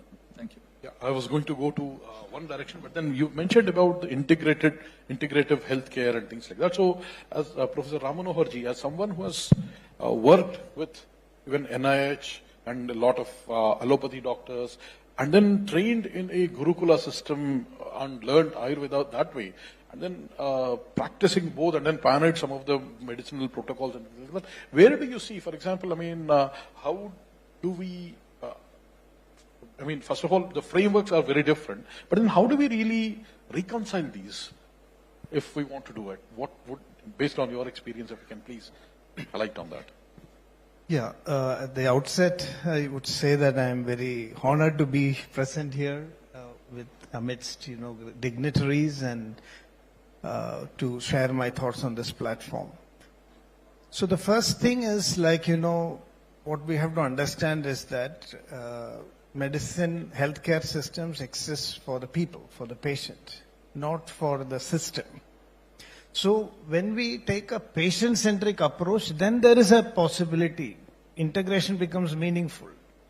As long as we look at whether systems can be compatible with each other, we are going to get into endless conflict because so many reasons for systems not to come together. You can say the approaches are different, there are professional kind of territories, you are encroaching. All these things happen because today medical systems are looking at their kind of security, their kind of, territory. We are not thinking in terms of the patient. So I think the first thing that we need to bring in is a patient-centric approach.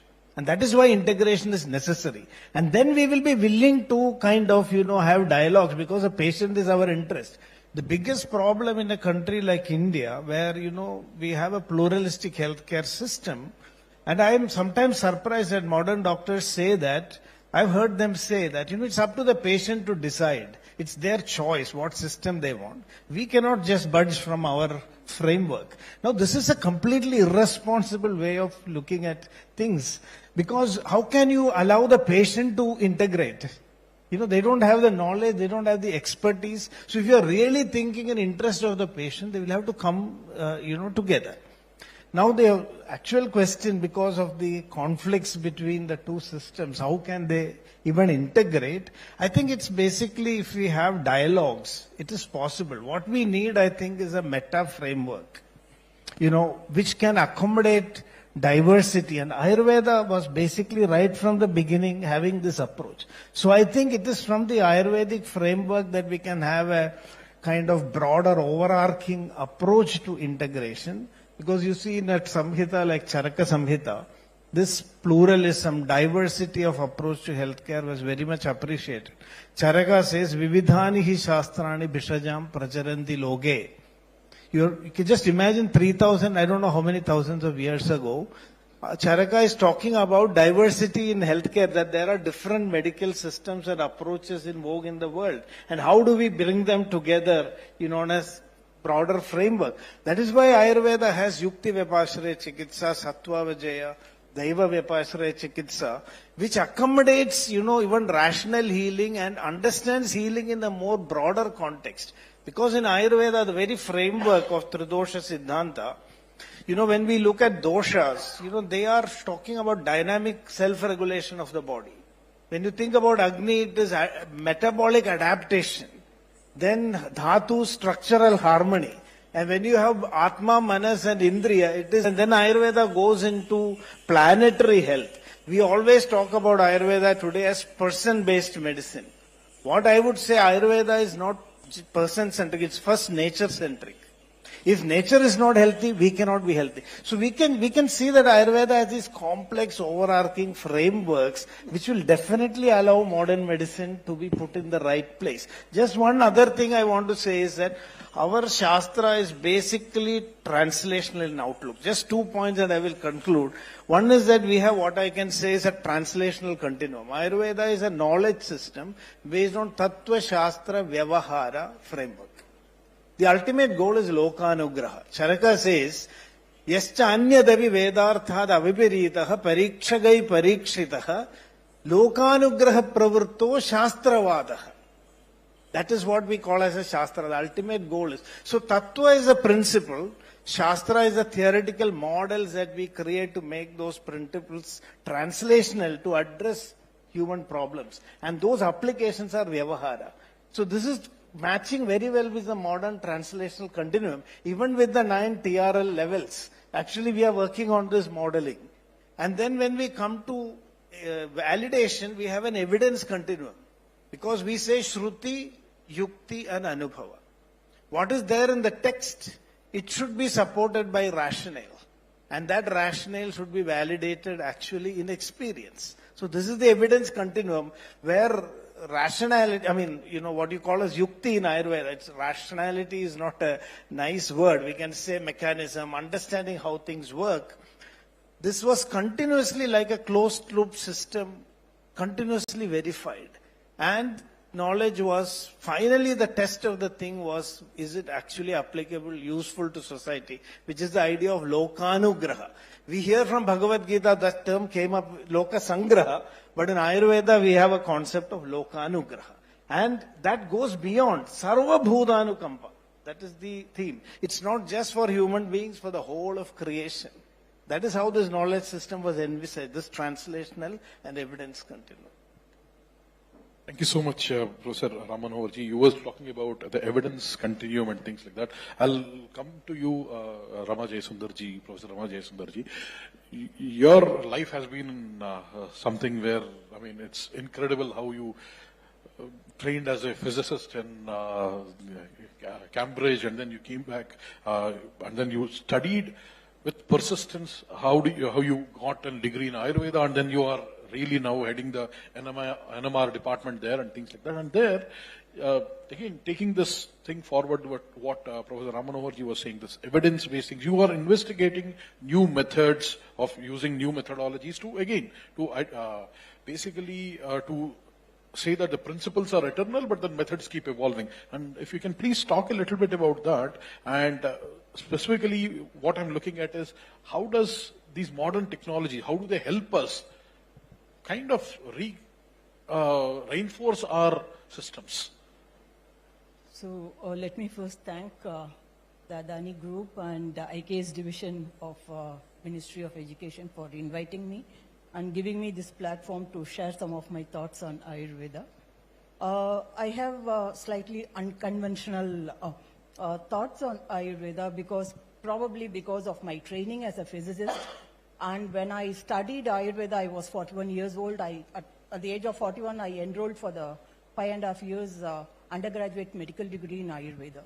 So the way I look at Ayurveda is more from the physicist point of view, and as one who has experience in both theoretical physics as well as experimental physics. So I have experience of building hardware for MRI equipment, and I won't say software, but it's called RF pulse sequence programming, which you need to know the quantum mechanics of it. So, when we talk, so these instruments are all agnostic. Of course, they are designed with a particular endpoint. So you can use the same instruments. If you know where to tweak it, we can use it for studying the parameters that Ayurveda speaks about as well. So when I started, when I was thinking of, joining Ayurveda, and I approached my institute director for permission. So he said that, what is there in Ayurveda? As a physicist trained in Cambridge University, it doesn't make any sense that at the age of 41 you want to do Ayurveda. It has no anatomy, no physiology, no biochemistry, nothing. They will be teaching you modern medicine. So I told him that, I want to use my domain expertise as experimental scientist to validate Ayurveda, to look into Ayurveda. So this is what was uppermost in my mind when I joined Ayurveda. But when I finished the course, my entire perspective changed. And so what I realized, of course, there is a growing demand for research in Ayurveda. There is no denying the fact it's a ground reality. If you look at how research is done in modern medicine, it is the clinicians who actually dictate what research questions have to be asked. They tell the scientists, what is their requirement. So I have always felt that, the same kind of questions, requirement should come from the Ayurvedic clinicians who sits in the clinic. Whether they need something to improve the diagnostics or they need something to improve the treatment protocol. So these questions are yet to come from Ayurvedic clinicians. But what I do is, something that took me by surprise was the number of metrics that Ayurveda has. So it's not that they do not have parameters. They have parameters, but these are parameters that modern science or modern medicine, they still have not taken cognizance of. They will catch up with these parameters very, very soon. And these are tangible parameters. So what I do is I use NMR, MRI, and a whole lot of analytical techniques to objectivize these parameters. First, to understand, to measure these parameters, to understand it from an Ayurvedic perspective, and then build technologies that can be used to measure simple ones, not a very complicated one, but that Ayurvedic fraternity can use to measure their parameters. So, for example, we take, you have to stop me, otherwise I'll go on, okay? Another 2 minutes, I'll just wind up.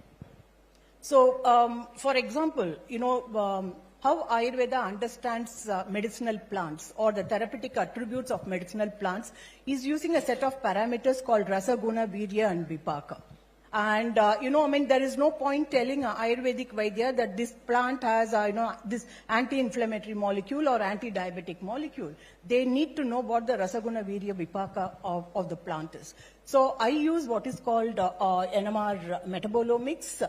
Also, I use all kinds of analytic, whatever I can lay my hands on, to see if I can do a fingerprint of these plants. So the way Ayurveda classifies these is based on rasa. Rasa is roughly translated as a chemosensory property, or in other words, the taste. It goes beyond taste as well. So if you give a list of plants that, comes under, let's say, the sweet category, and you show it to the botanist, they will say that there is nothing common, among these plants. But Ayurveda says there is something common among these plants. So, I look for fingerprints. And the implication of this is that if I'm able to use a technique for fingerprinting, then, we can get the information on the rasa of a new plant. So there are many plants which are not mentioned in Charaka Samhita or Sushruta Samhita, and we do not know what the rasa is. And the other implication is that, there is growing interest worldwide in Ayurveda, and India cannot be supplying medicines to the rest of the world. We are talking of, very precious bio-resources, and every country has got its own flora and fauna. So if we have a technique to tell them that, okay, the plant in your country, this is the Rasa, Guna, or Virya, Vipaka, they can use it to make Ayurvedic medicines. And I am sure Dr. Ram Manohar, who is a Dravya Guna person, he will agree that, it is better to use, the Shastra says that you use the local flora and fauna. The effect is best. So, so these are the kind of work that I am doing. I am looking at new biomarkers, which from an Ayurvedic perspective. So these biomarkers will be of use to Ayurveda per se. And, these could be new biomarkers for modern science and modern medicine as well. So both ways it would be of use. Sure. Thank you so much. And I will branch off again from what Rajivji was saying earlier on well-being.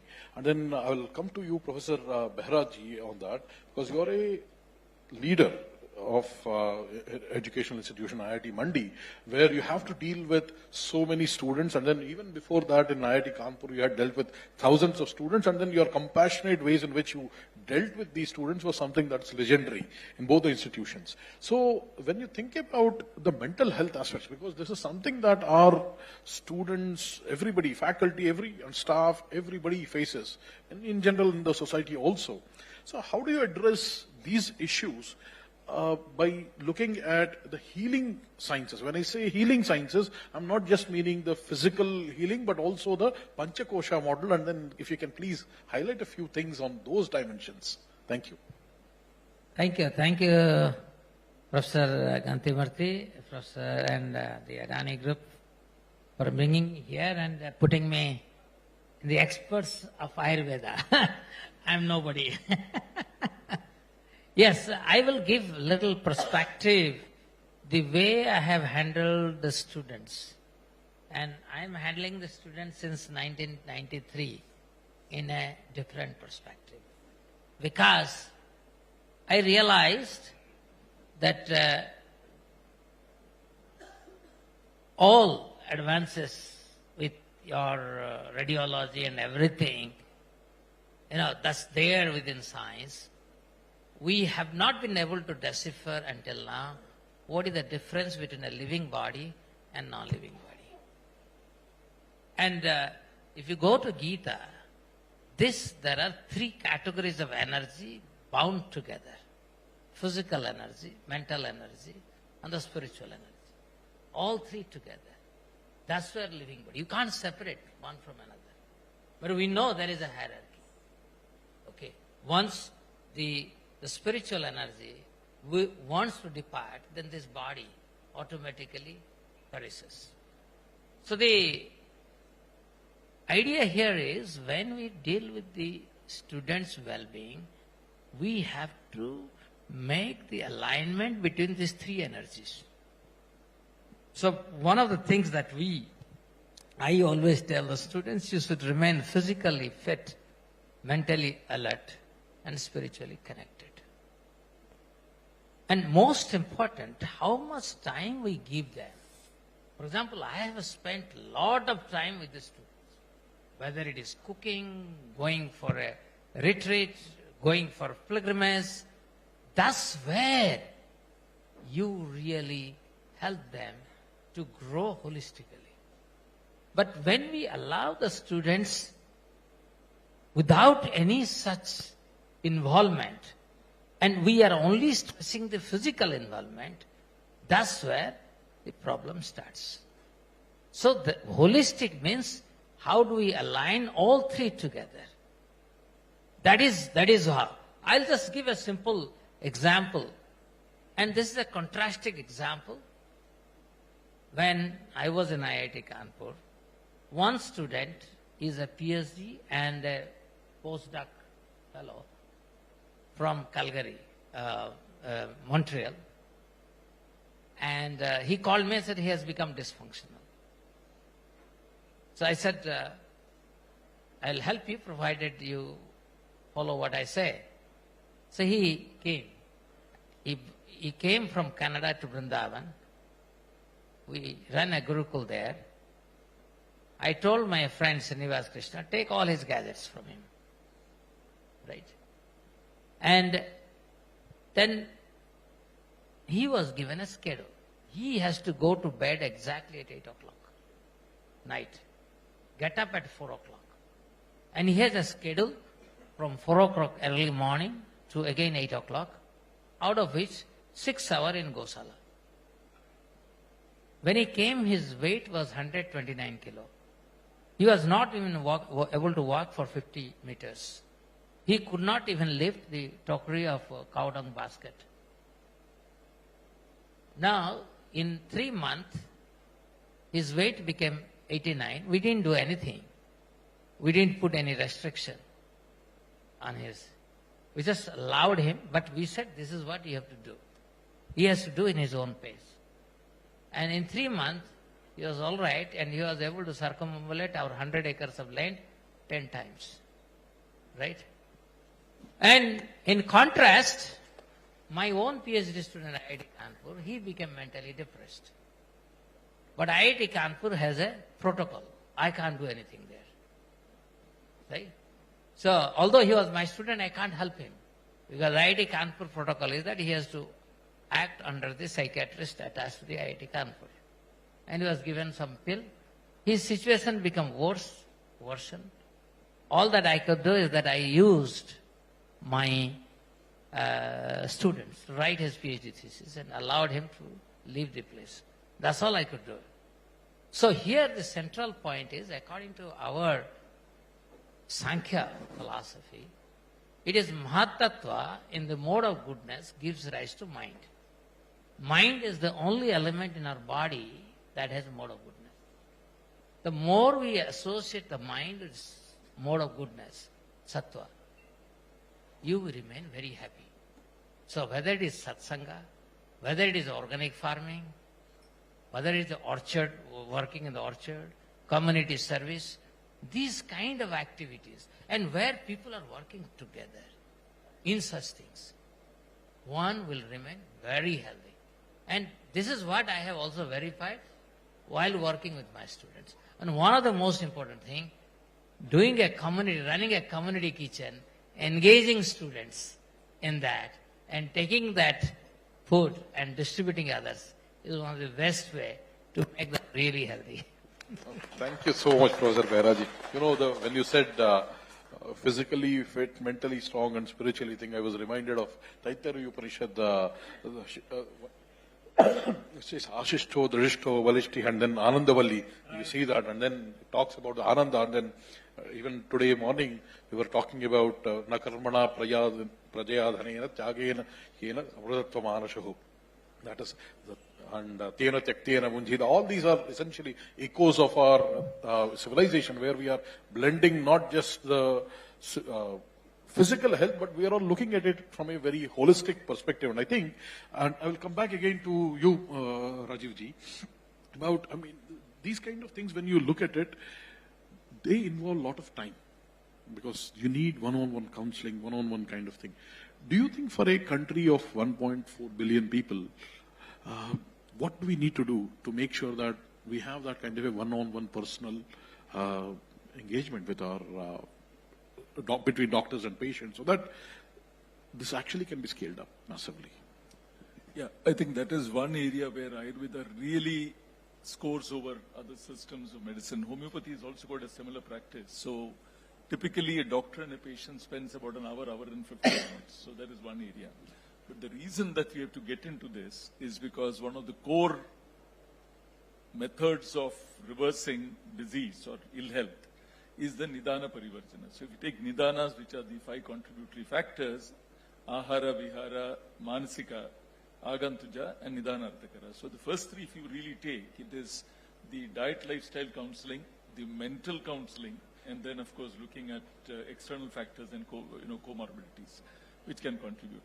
If you take this today, what we are finding, fundamentally, the doctor is not, the doctor spending time eliciting all of this, along with the, and why I bring this up, because from the Nidanas to the Samprapti, which is the etiopathogenesis. So you have the 5 Nidanas leading to the Lakshanas. So we should not mix up Ayurveda just with medicines. It's a complete health, not just health, but self-actualization of the potential of the person. So if you take it in that way, a Vaidya at the highest level is not just treating the body, it's treating the mind. And you say that the highest Vaidya, the highest capable Vaidya is somebody who is able to treat the Karana Sharira or the Anandamaya Kosha, where the conditioning is set. So if my actions are flowing from that, then, and even to the extent now there are recent findings which say that well-being itself is a resultant of homeostasis in the body. I'm just connecting the body, and homeostasis, the ability of the body to restore balance dynamically at a physical, mental, spiritual level. So well-being connected directly with that ability of the body. So the physical, the mental, and therefore going beyond that to the beyond the mental, which is the buddhi and manas. So this continuum of care, where you're able to treat at the body and connect with, so you look at the tridoshas and you're able to affect the trigunas, or you're able to work at the triguna level and correct the tridoshas. So if I'm looking at the trigunas particularly today, when we have too much of rajas and tamas which is happening, and one of the things which I believe that IKS itself should be looking at is how do we make people more conscious about, first of all, cognitive overload, Ati yoga. In every area we are doing multitasking, excessive work. So Indians today And the earlier talk was talking about exposure. What are we exposing Indian society to, right? Whether it's children or adults or whatever. So there's absolutely no understanding. Even the understanding of Ayurveda amongst us will be still very, very superficial. So we need to bring back that correct awareness, and there is no authority today, whether it's Ministry of Ayush or anybody who speaks, because unlike modern medicine where there are bodies which say this is right, or there's an academy of cardiology or academy of neurology which states what is right or wrong, in Ayurveda today there is no real authority. And therefore, we need to bring back a little bit more rigor and sanctity to the whole science. Thank you so much for that, this thing. There was one stream of thought, I just lost that, but I think I'll come back to that on that. But then I want to connect to back to Ramanoharji, what you were saying earlier, that when you say Ayurveda, it is something that is not just about the physical body and the person, but it also relates to the overall health of the entire basically cosmos, really connecting to that level. So, and that was essentially what was echoed by Sukha Sutra book that Malaji was, we just released here. So can you comment a little bit more on that when you say we want to connect to the entire cosmos, and then how do we do that? And then you were mentioning about this Sukha and is really about the Hita of everyone. Please. Yeah, because in Charaka Samhita again, I was once fascinated when I came across a definition of health as Satya Buddhi. That is a state of awareness in which you perceive the deepest truth. So this chapter in Charaka Samhita says, the individual is a reflection of the macrocosm, and the highest state of health is obtained when Sarvalogam Atmani Atmanam cha sarvaloke samam anupashyata satya buddhi samutpatyade. When I